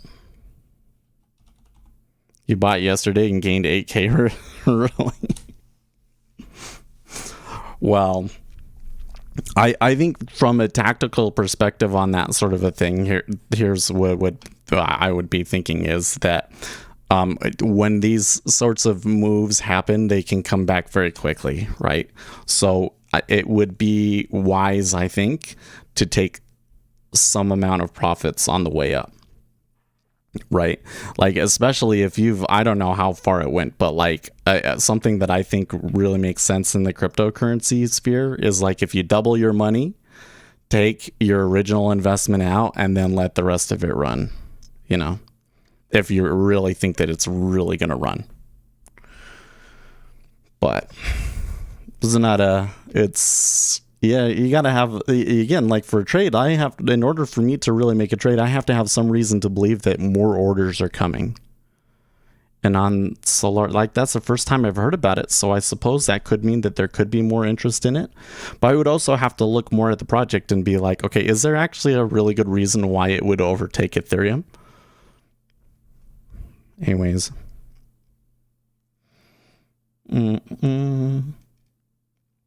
Okay, so I don't see anything about the PMI on zero hedge yet. I do see the E-mini now finally breaking down.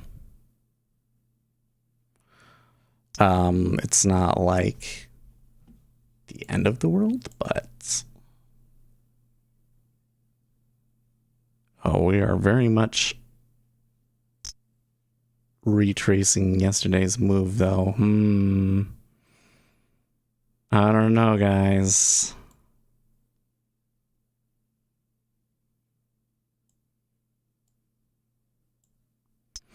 This could get messy so easily, but I'm not. I feel like the market is overreacting here. You want 27?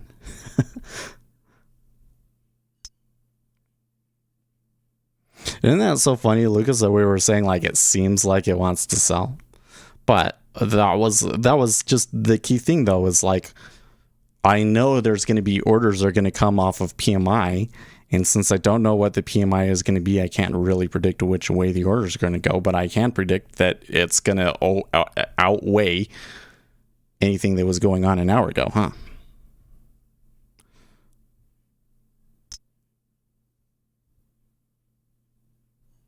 Now, at what point is this too far? Because, like, look at the E-mini there.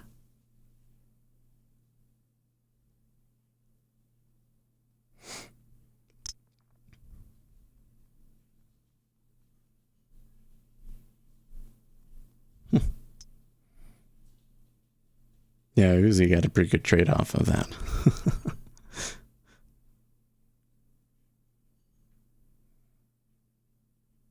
Oh, you got long from 17?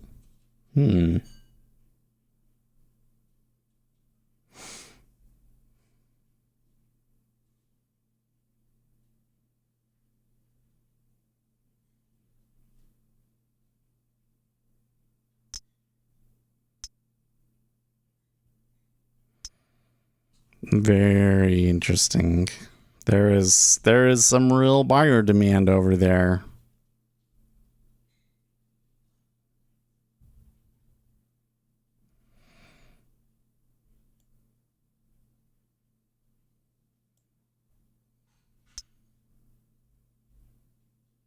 You lost faith in it?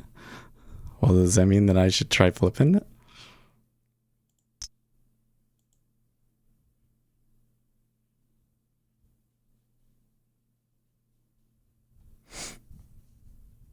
Maybe I keep a closer eye on it here for a second, see if there's a reasonable spot to slip in here.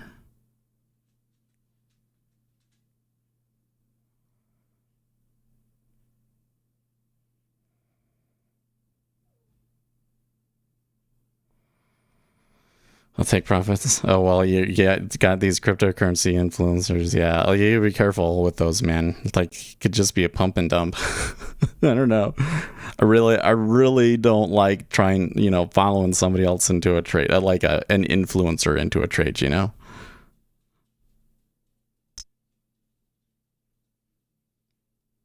That makes P drip for me. Oh, Freaking Uzi. I think I might have missed the opportunity there. I don't know. So usually this will have another little push up, right? So let's just kind of sit back here for a second. But I'm wondering if that's as far as the Treasury can make it.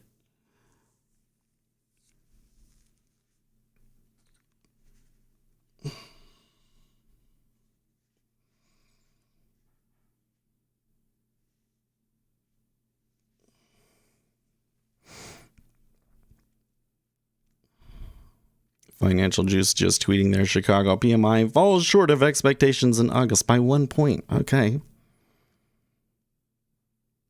Is 1 point really a big deal? I regret if I was a good trader or whatever. Yeah. So when they came through, let's see here. 17. Oh, yeah. That was a good. I was a little flat-footed on all of that, but this is because I'm not convinced that the market is reacting to this correctly. Okay, so there's the consumer confidence number. So it was 113 versus a forecast 123. Ooh. Now that one is a little bit bigger of a miss, yeah?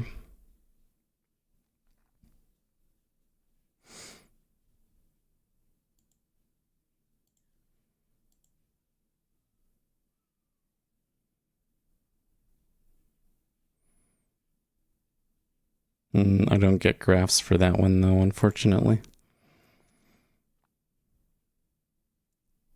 Previous 129, forecast 122, actual 113.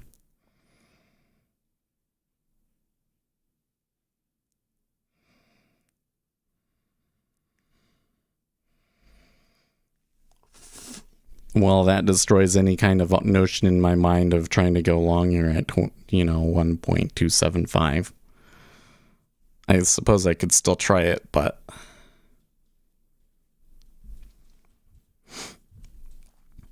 now the E-mini is actually taking this in stride pretty well. So I'm kind of seeing this interest rates will be low forever thing going on again.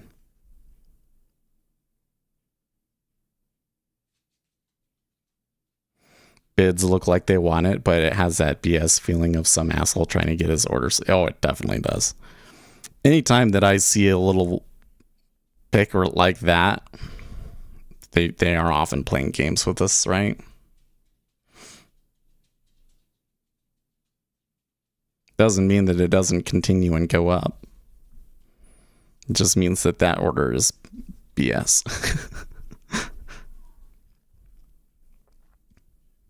Now, there is a decent amount traded there at 20.5.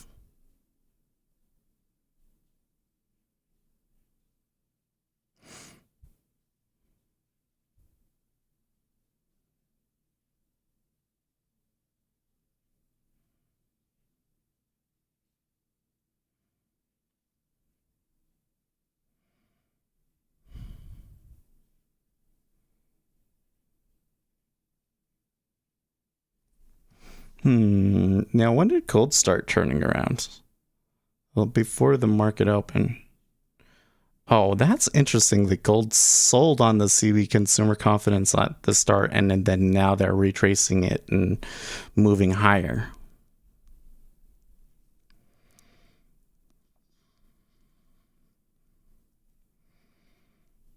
See, I don't know if I could maybe try buying here, but I still don't think that trade really makes sense anymore. Could I sell it here? How much further could we go? I'm not too convinced about that either.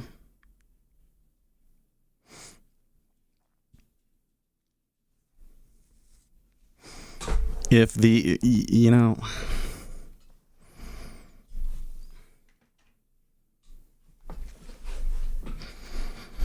if this is really larger economic weakness that is concerning enough to change the path of interest rates, then the stocks really shouldn't be as bullish as I guess they're not like outright shooting to the moon.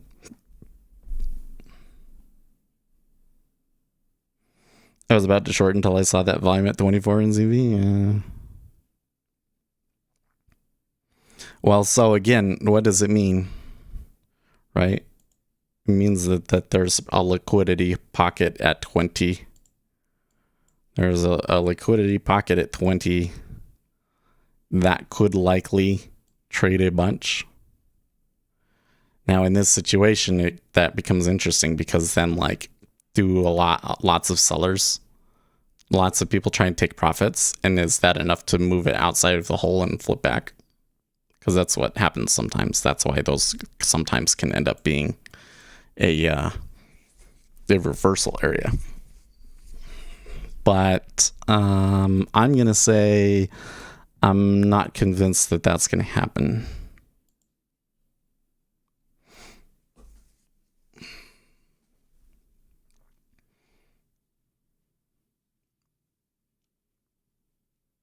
Thanks for stopping by, Jen.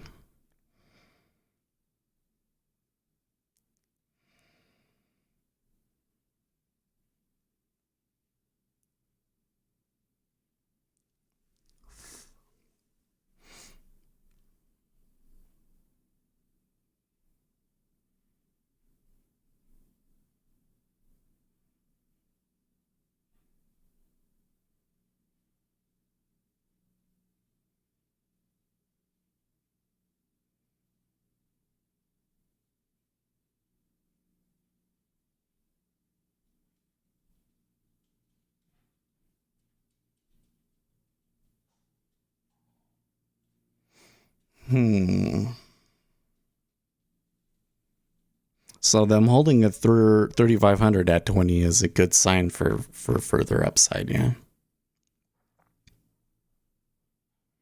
That even though they're a large amount traded there, there's still buyers.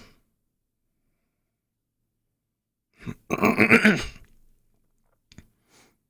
also the thickness right here is going to be an important factor too, right? Just that there's so much thickness suggests there's lots of people in the market watching this today, and since we had a print, and that really must be what's going on here, is like you got two economic indicators. They were worse than expected. They weren't disasters, but the market is overreacting, or let's not say overreacting, but having a strong reaction because there's a lot of people out there to trade and the liquidity isn't really holding them back.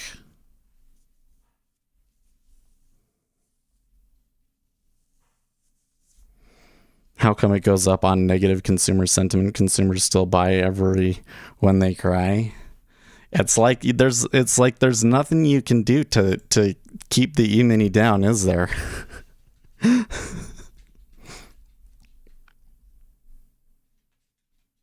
You can't keep a good index down.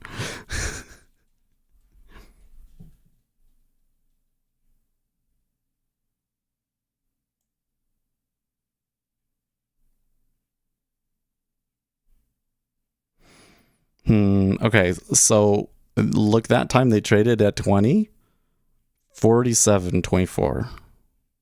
So now you've really got a pocket there, probably.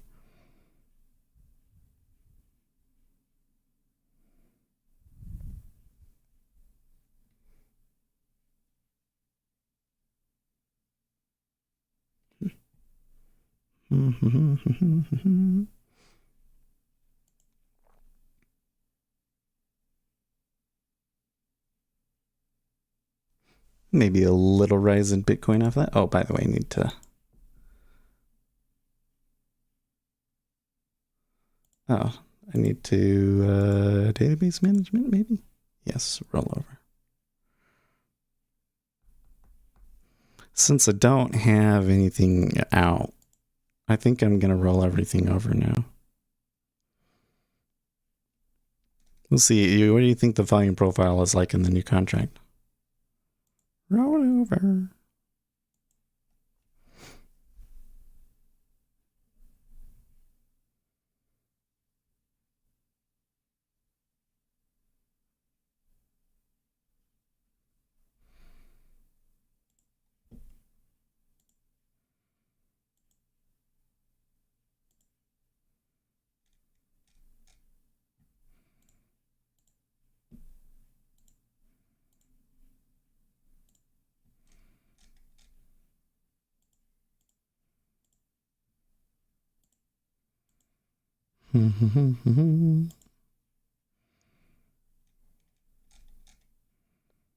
Ten-year.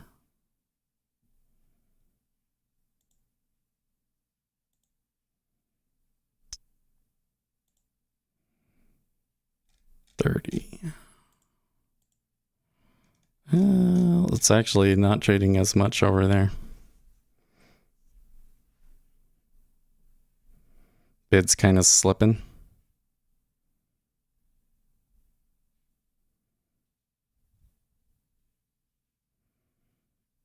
Seems like there's more activity in the older contracts. These ones aren't even giving me anything. So there's like no updates happening.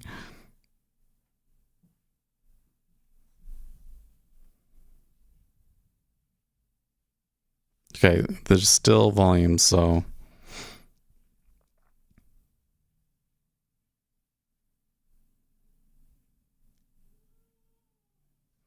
like there's a possibility of a hole forming here, or maybe there is a hole here, but there's still a lot of volume trading too.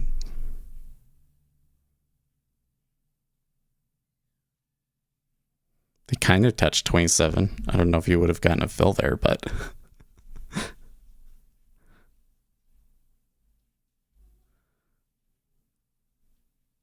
part of me thinks it could break given the volume of trading.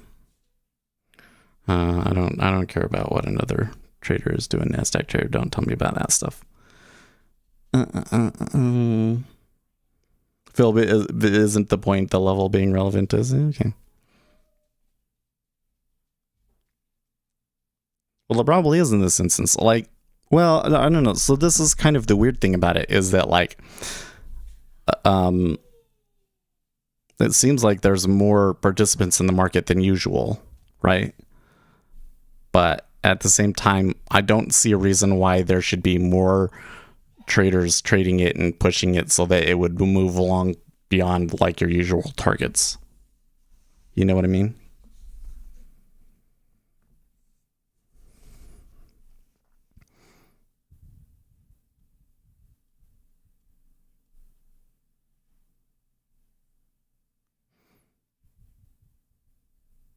But from this one, like on the 27, I think the theory would be that when you look at the number of orders potentially out there to come in, that just tends to be how far they can tend to move price. And it's not like they're necessarily sitting there going, okay, 27, and then we have to stop.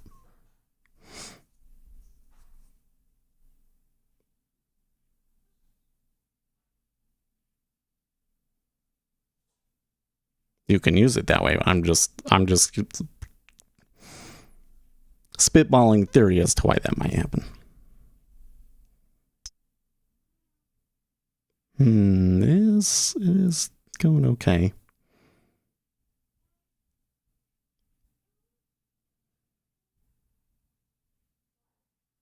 Where's ASO? I don't know. It's a good question.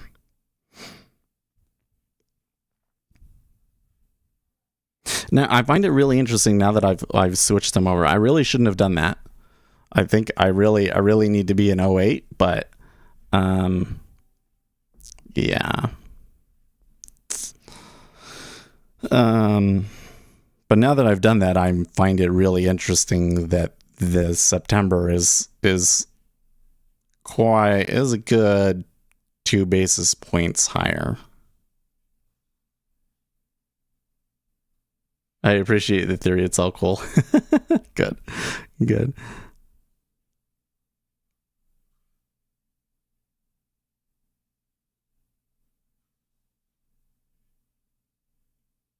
Like, I wish that I had been sitting there thinking, well, if this news is bad, then I want to buy these treasuries and they're going to go.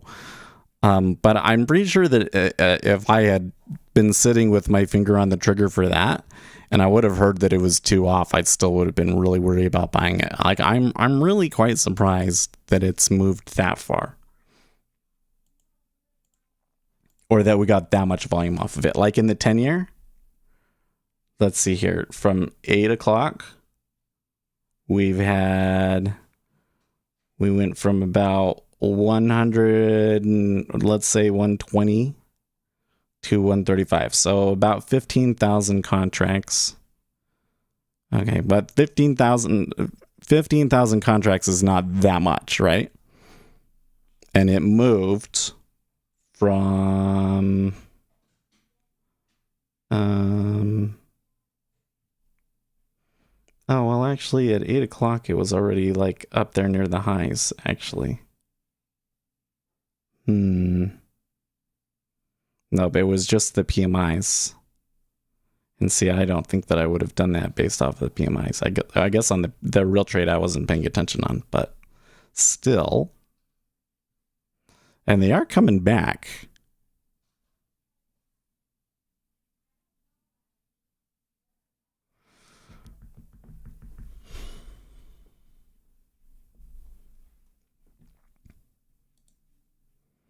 I think the trade that I would like to make is to go short these, but I don't think that it's worth it. When we were back up here, I should have taken one and I would have gotten it, but now I think that there's, it is coming back. Market maybe is realizing that there's no big deal. Even he didn't like that. Or at least the treasuries came down and then the E-mini kind of flipped there really hard.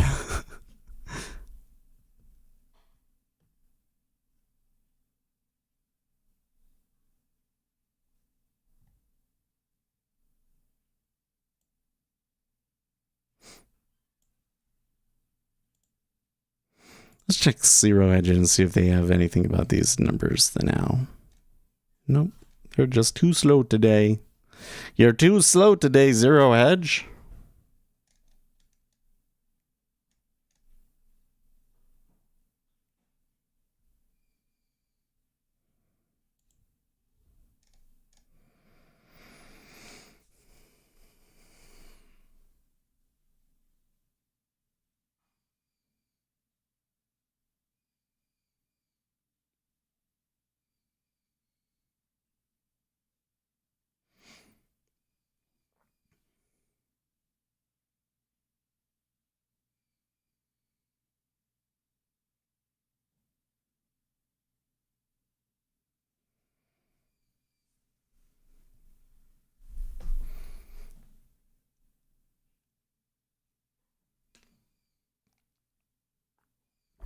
So what do you think now?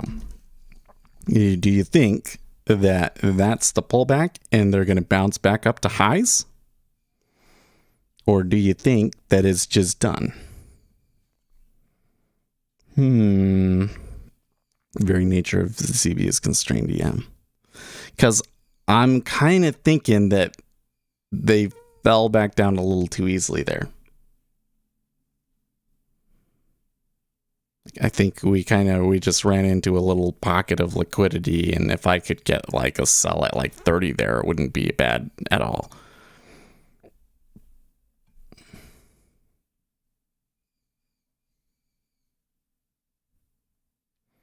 Or let's say 29.9 because 4 other people did it there.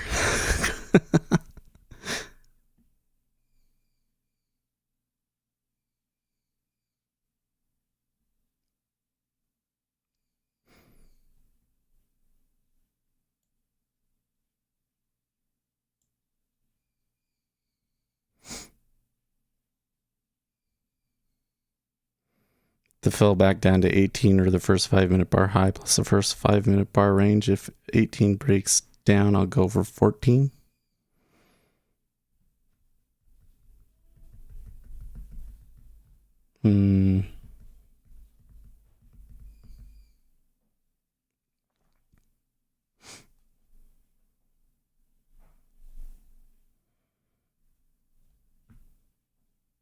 I think one of the things that I'm struggling with right now is that the macro framework about all of this doesn't seem to make much sense.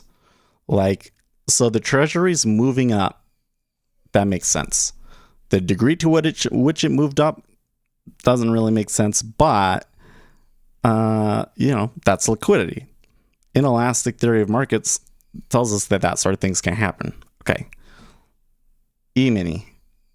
I guess E-mini was down a bit at first, but then has since recovered. Basically at the same price that it was, maybe a little bit higher. Okay. That one's not terrible either. But then I get over to gold. Gold is actually a little bit lower now.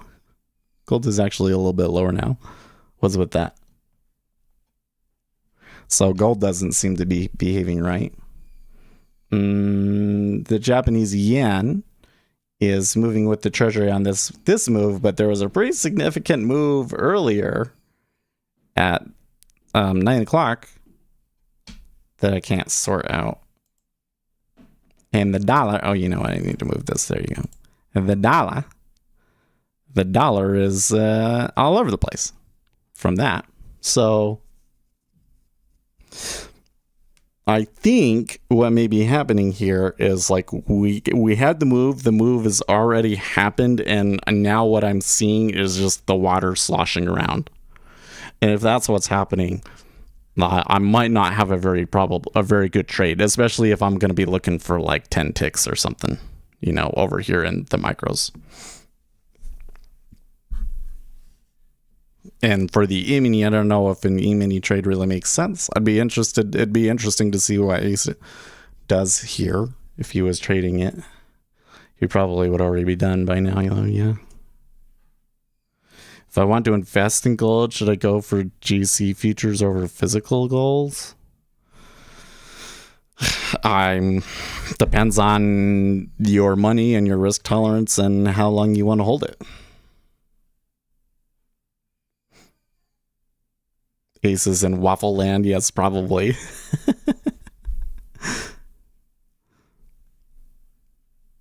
I want a nice waffle iron. I should add that to my list. Where's my phone?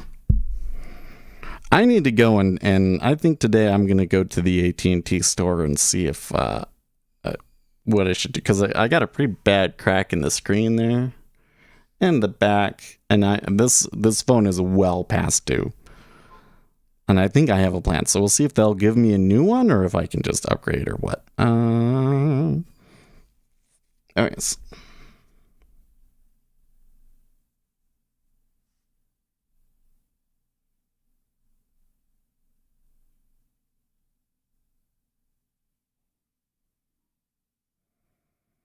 I thought I put the name of the waffle iron that I wanted, but it's not in here. Uzi says, heck, now that I look at it, the distribution at the low looks like ass too. ZN just got fat. Well, I don't know when it happened. Did you notice when it happened? I don't have the things up that would show me the metrics on that. It was certainly like that after the PMI news, but I'm wondering if it was before that or if it was when the E-mini opened. And I don't know if that means that there's just big guys in the market looking to make moves, or if that's just the liquidity has recovered because the summer trading is over.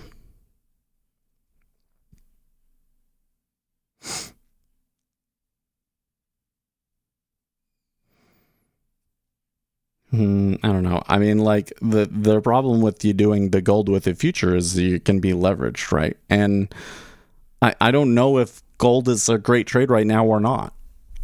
I mean, I feel like it should be. If yields are staying low and there's still inflation concerns out there, why isn't gold taking off? There's something else going on in gold, right? Was it like this during July? No, they were at 3,500. I mean, even yesterday we were 3,500, right? I was saying yesterday, well, we're at 3,500. That's a little bit better than it was last week, because last week it was 3,000. So for it to all of a sudden be 6K is like a big difference. But I'm just saying that could just be end of summer stuff. I'm not sure.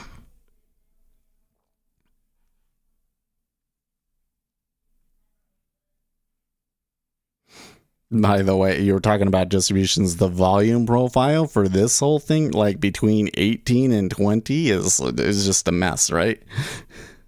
Because there was a bunch traded there, and there was a bunch traded there, and then they've gone back and forth across this spot multiple times.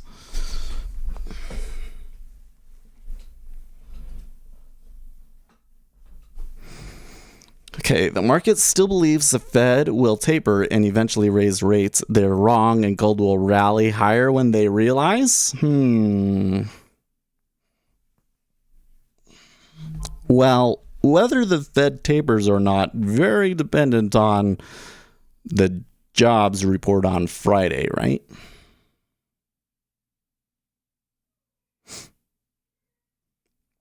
So like, think about this. We've been getting a number of economic indicators that have been lower than expected lately, right? It started out with that consumer confidence a week or two ago. The Chinese PMIs were bad. Chicago PMI was bad. CB consumer confidence was bad. But we have to like put a big caveat on some of those things. For instance, Chicago PMI was the highest reading that they have ever had for an August in 20 years, I think they said, right? So is the Chicago PMI reading actually that bad? No, it was just less than expected. So if you're the Federal Reserve, you see that number, does that Chicago PMI number or that consumer confidence number make you say, oh, well, Chicago PMI is the highest reading that we've ever had in an August in the last 20 years. So it's only that. It's only the highest reading that we've ever had. So I guess we can't taper now. You know, I don't know if that one makes sense to me. But where it could matter is if the jobs number isn't good. They're expecting 750, and like if it comes out and it's like 500, then yeah, that's not going to be good. They're not going to taper if that happens. At least I don't think. It will be up with the time when people freak out and then go back down. I tell you what, if gold gets any kind of a trend going, I mean, if it really gets any kind of a trend going, and to the point that the general public is talking about it, then it is gonna skyrocket. The gold and silver probably even more so. This market is not mature and advanced enough to handle a huge horde of retail traders coming in. But it's not happening. It's not happening. I don't know if it's ever going to happen. But if there was like a GameStop type run on gold and silver and it was in the news and everyone was talking about it, then it would be really insane. So I guess we'll see. Because it is kind of a possibility, isn't it?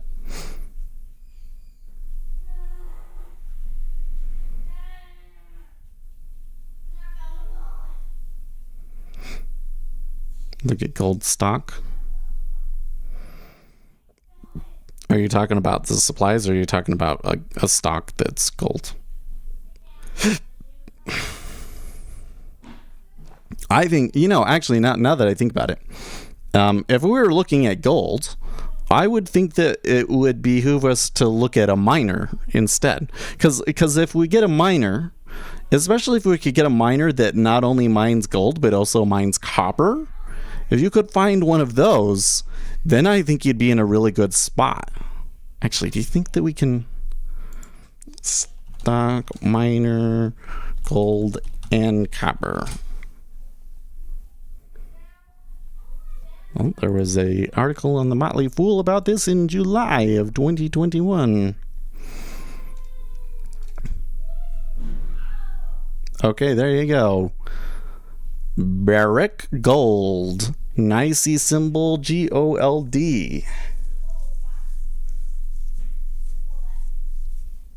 Oh, so that's what you were saying is GOLD. Is this the ticker symbol we should look up?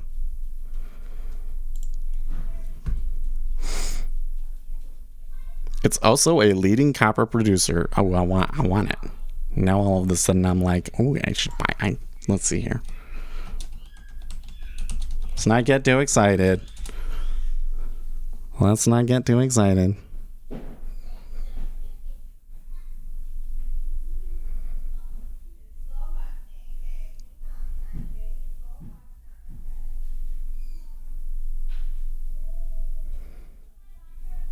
Problem is I already have a bit of money in materials. I probably need more diversity if I was going to buy something right now.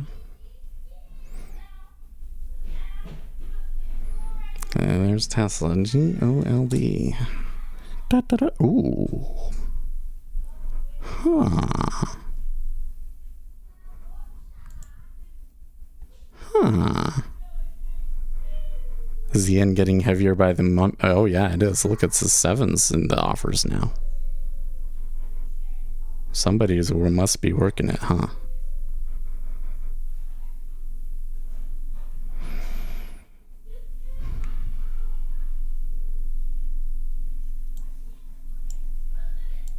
Let me think here for a second.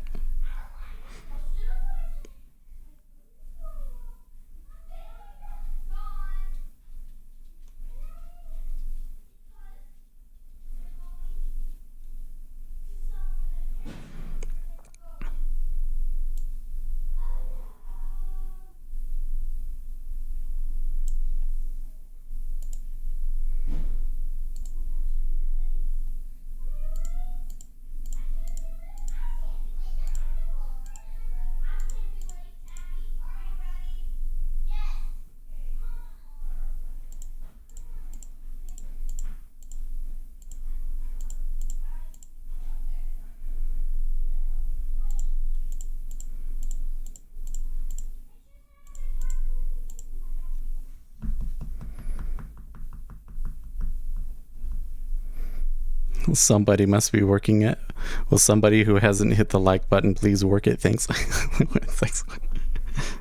I need to. You know what? I'm gonna do. I'm gonna change the robot so that if certain people put a certain symbol at the beginning of their phrase, their thing, it will automatically read it. I think that would be useful.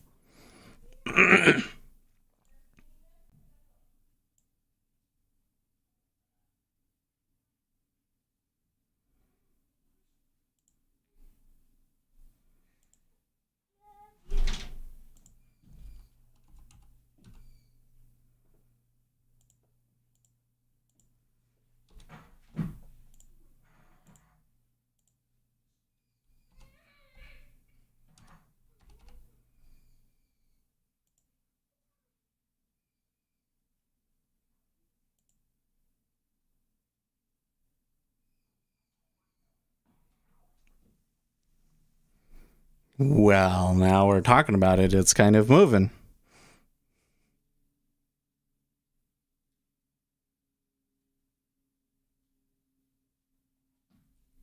Oh, now that's interesting. That stock price is in sub-cent increments.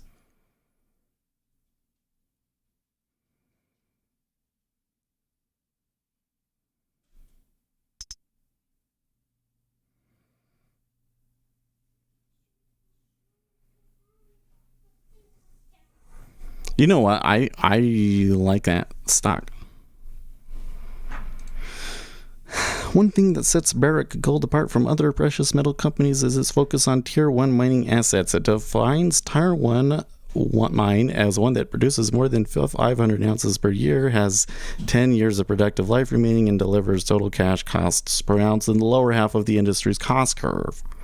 Tier 1 mines produce low-cost gold and copper relatively steadily, which enables Barrick to continue making money during periods of lower prices. Barrick Gold has in recent years strengthening its balance sheet by selling non-core mines and using the cash to repay debt. As a result, the company has built up a cash-rich balance sheet, which provides it with financial flexibility to pay a growing dividend and invest in expanding its Tier 1 mining portfolio. Those factors put the company in a strong position to deliver on its vision, becoming the most valued gold mining business in the world. Block sell.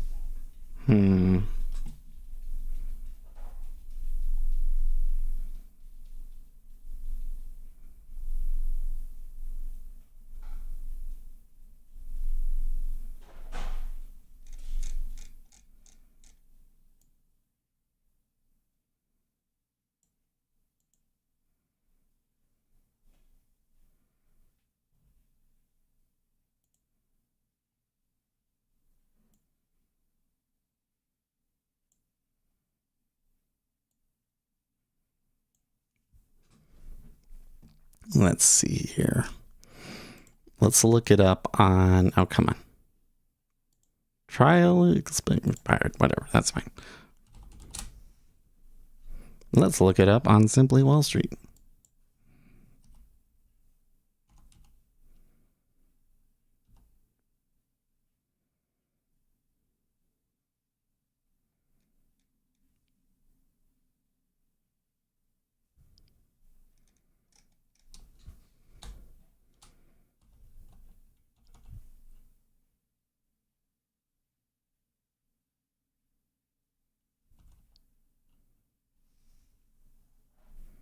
There we go.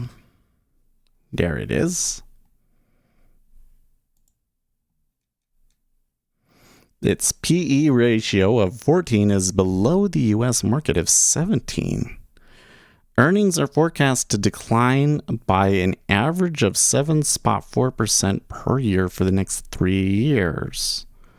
Unstable dividend track record. Profit margins are lower than last year, 19% versus 39%.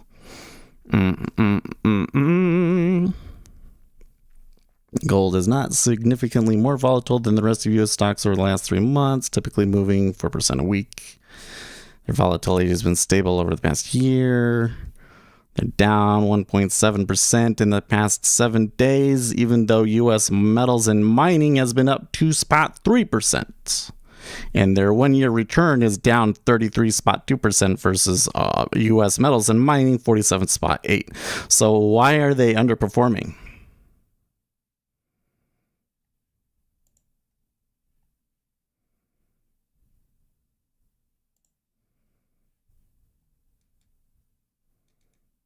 Winston's Mom says, hat Spekulanten nicht den allerbesten Strudel, Händler.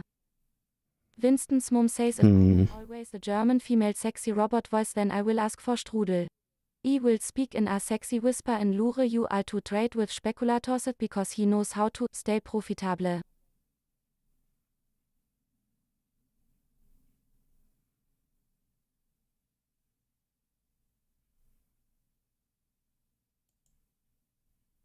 Oh, I got felt. Never mind. Curious. That's very curious.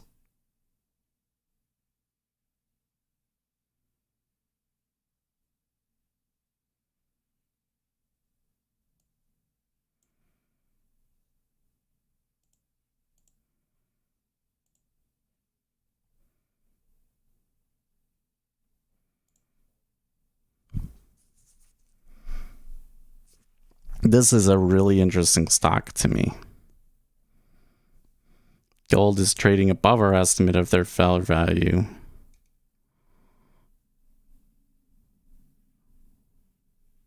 Okay, it's a poor value based on its PE ratio of 14 compared to the U.S. metals and mining industry average of 12.1. But it's a good value based on its PE ratio compared to the U.S. market.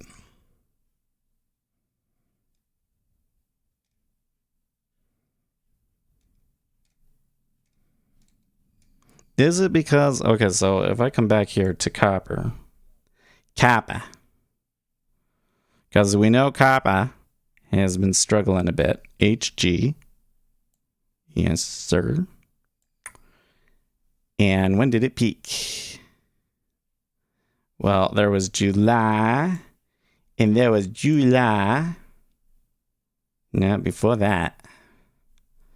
Before that.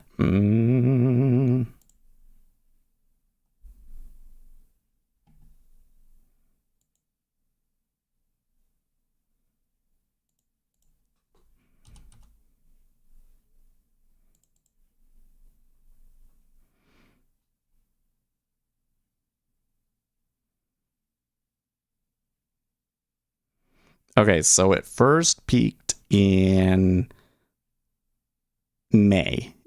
Copper first peaked in May, and that was when the Chinese started doing stuff.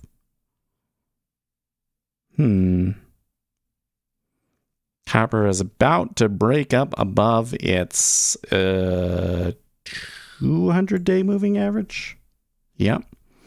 It's just on the edge of its 200-day moving average.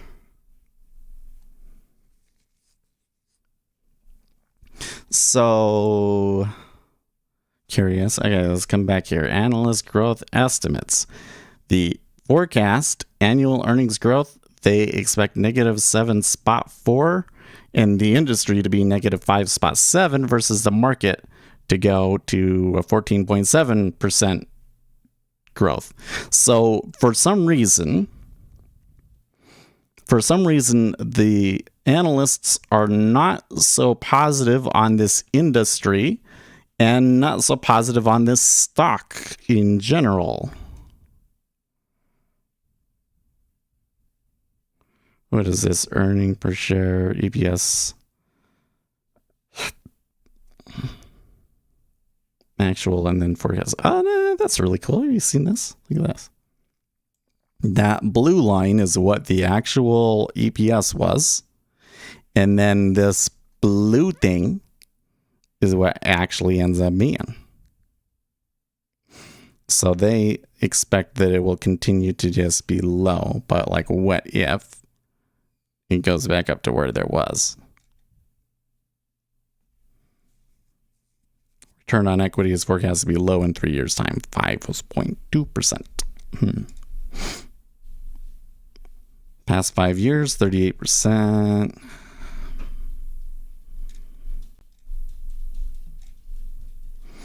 Last 1 year earnings growth. Look, they got creamed. Why?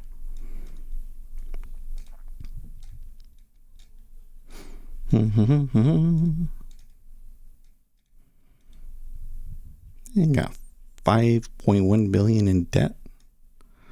But their balance sheet is really strong in reality. Look at that.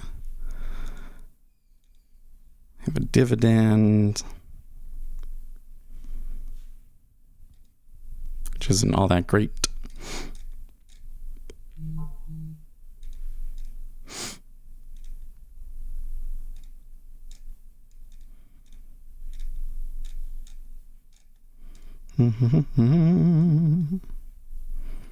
In the last 6 months, there's been quite a bit of buying, but maybe a little bit of selling by 2 individuals in the last 3 to 6 months, but nothing in the last 3 months. Insufficient data to determine if insiders have bought more shares than they've sold in the last 3 months. A recent insider, there hasn't been any movement since May, and those were sells. That was back when copper was topping. Top shareholder, company location. They're Canadian.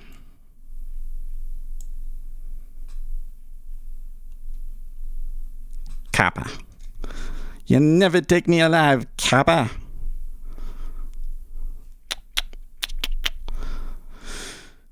Okay. Well, there's something going on here.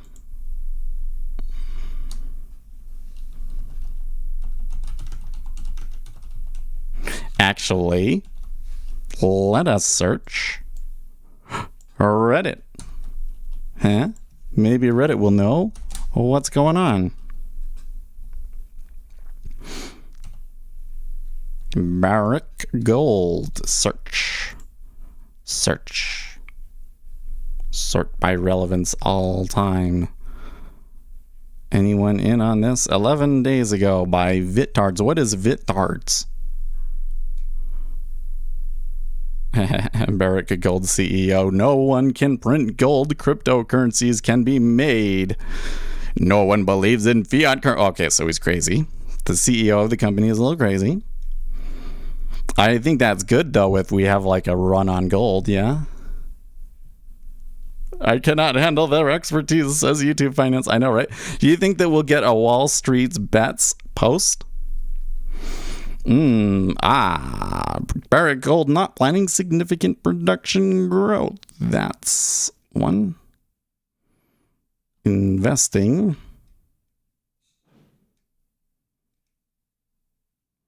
It is not something that Wall Street Bets talks about. The gold subreddits seem to talk about it.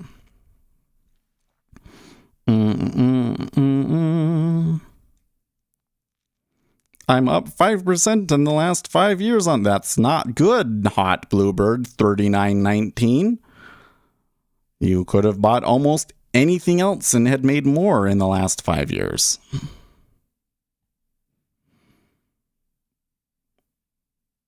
Here, there's this guy is blaming the banks.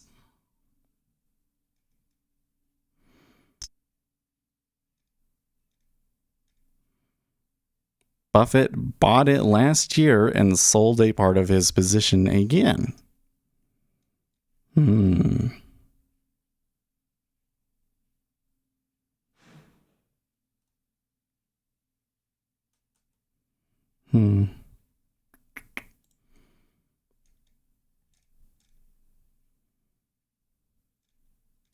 It's all, oh, the banksters are keeping gold down.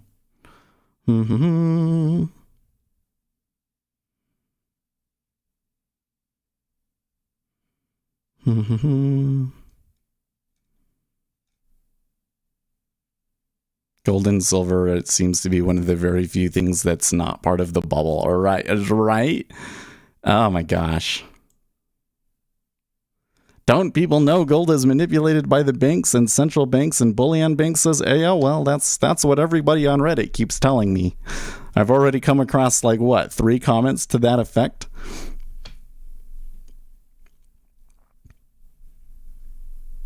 The Fed can't raise interest rates, so they won't actually do it. That was actually 2 minutes ago. Oh, no, wait, probably 2 months. That was probably 2 months ago.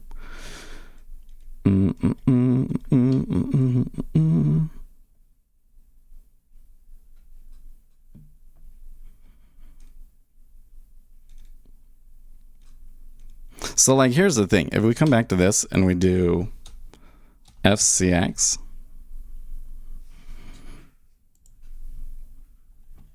okay,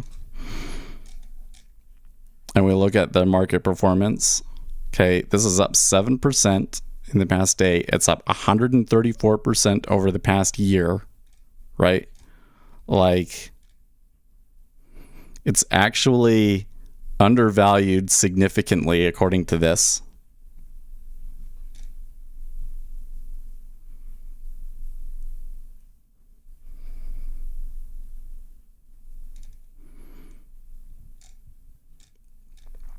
Future growth, so their forecast earnings is not all that great, actually. 2.1 company 2. They're expected to grow even though the industry is expected to be down, right?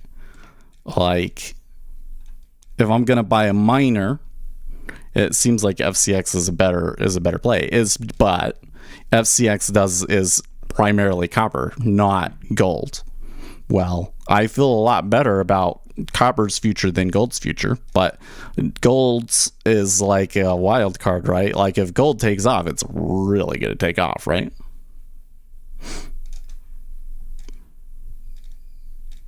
I suspect, though, that it's kind of just not do much of anything.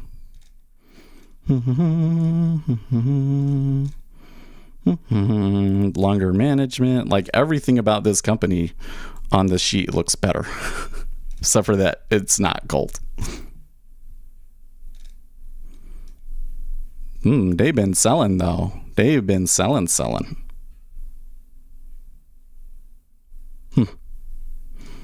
Look at that.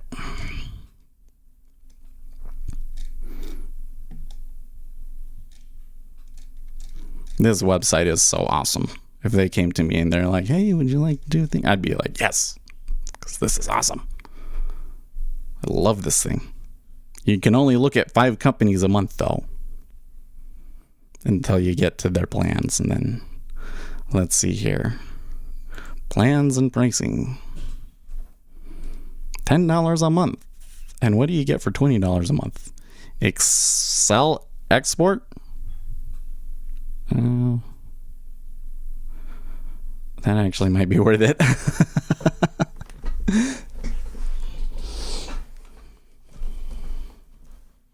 Gold is a hedge and not necessarily meant to make you rich. I don't know. Like, see, now am I affecting the price of this stock? As soon as I said everything about Freeport McMoran is better, they dropped 10 cents. Do I need to talk it up? I'm sorry for anybody that's in that. Hey, dude, this stock is going to the moon. You should all buy it right now. It's amazing. Gold and copper, that combination of things. And it's really, the market is too bearish on this company. They have a strong balance sheet and they have really quality assets and mining, and it's cheap. And these guys are just going to make huge bank. It's not going back up. Well, anyways.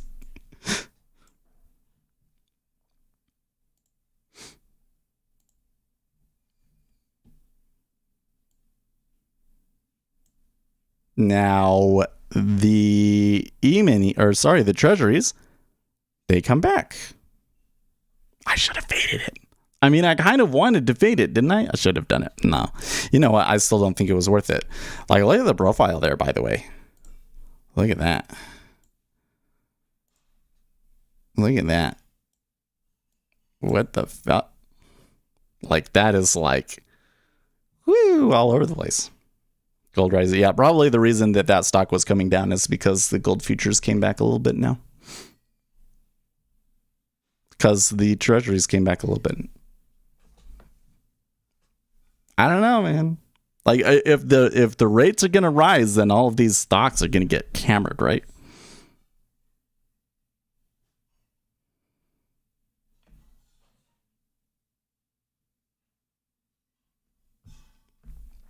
I'm kind of starting to get, you need physical delivery to say you don't go.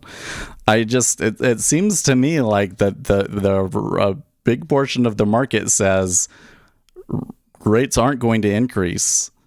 And some of the economic data does kind of seem to back that up. I don't know.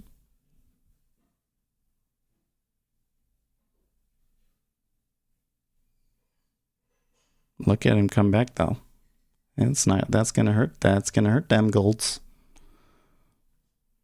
Don't worry, there's enough dollars to go around in contrast. I'd rather have $1 than gold, to be honest, but I'd rather have $1 in dollars than $1 in gold coins. I don't know about this one, man. Oh, the treasury is so confusing today, don't you think? The overall market is a little confusing today, don't you think? And you know what else? It did not take much volume, if at all, for it to drop like that.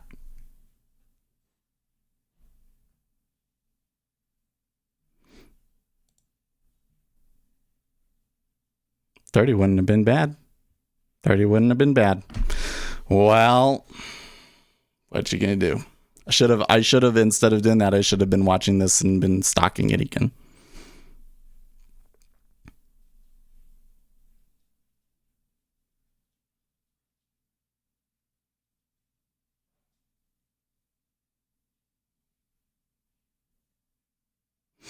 It is like ZN has a lot of liquidity, yet it's moving more than I would expect for this. Yeah, and a lot of the liquidity is pulling, isn't it? I mean, this move down, It was like on 10K.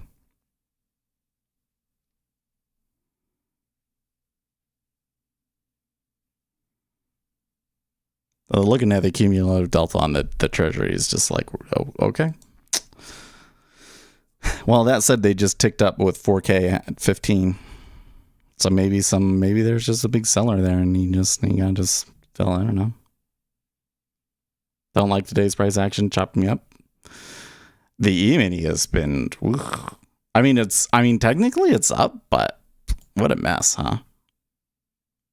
That's a tough trade. Well, we'll keep an eye on this gold thing tomorrow, huh? Maybe it's worth trying to do something. We got like PMIs tomorrow. I'm a little concerned about the PMIs. Gold might be a good place to be if the PMIs tomorrow are a disaster. What is it specifically?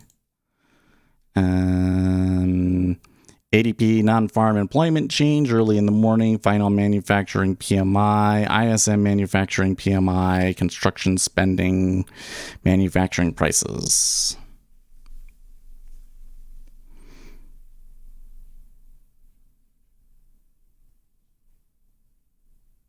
This gold, though, I would have to say, if there was a gold rush, this probably would be a good stock for it, right? Because it's got the right stuff. It's just like, as a company compared to its peers, it doesn't appear to be super great. But in the event of a rush, an event of a gold rush, this might be one of the best places to be. So it's not a bad suggestion. It's not a bad suggestion. Copper, though. Dang, maybe Freeport McMoran kind of looks like a good buy here, man, especially with what we know about what's going on in copper. I'm surprised that you go over on Simply Wall Street and they say that it's undervalued. I'm actually really surprised about that. I guess a retail traders just ain't into the Freeport McMoran, huh? All right.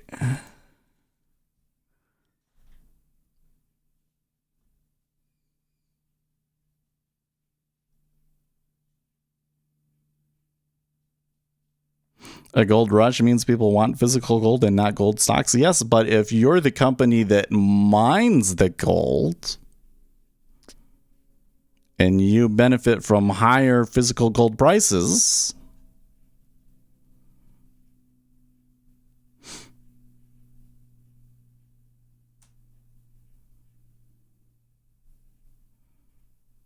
and it's just that one stock is like, it's market's a little negative on it. So I don't know if the long gold trade is really a great trade, though. I mean, I have a little bit in silver, right? No, if I'm gonna put some money to work in something, I don't know. I really like copper and oil, though, right now. Why I keep coming into that? I need to go and find an industry that's far away from materials to get a more balanced portfolio here. So I should keep looking. I don't know where it should be. What's their gold reserves? Do they have proven mines with gold in them? Yeah, didn't you hear what we were reading? They were saying that they really like tier 1 assets, which meant that they were proven reserves that they've been mining out of, and that their mining costs are at the lower end of the curve on the industry standards, and they have 10 years of proven reserves. And apparently they have a lot of assets like that. So what do I know? Them treasuries, that ZB, we got some severe steepening here, man. Yeah, 30-year just got crushed.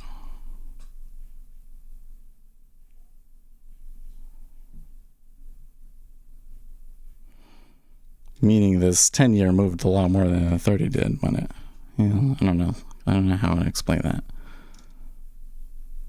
That's weird.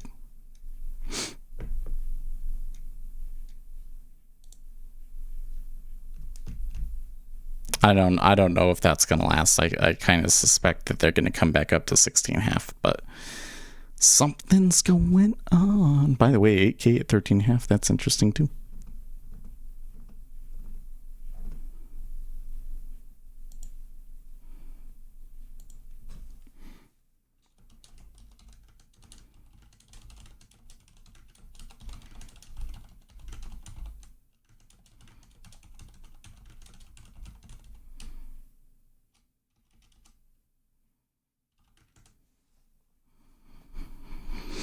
That's what we're going to, but rates fall, then rise after Chicago PMI. Save. Well, I don't know, guys. It was interesting. We're going to have to keep, where they close today will be interesting, but I don't know if I can really read anything into this in the Treasury. There's some fundamental information in here, but I don't know what it is. I can't sort it out at the moment. And gold? Gold is a little confusing right now, I think. The dollar's coming back strong here. I wonder why the dollar's coming out. That might just be an end of month currency flow, actually. I don't know if we can read. Maybe that's what's screwing everything up. Hey guys, stay profitable, friends.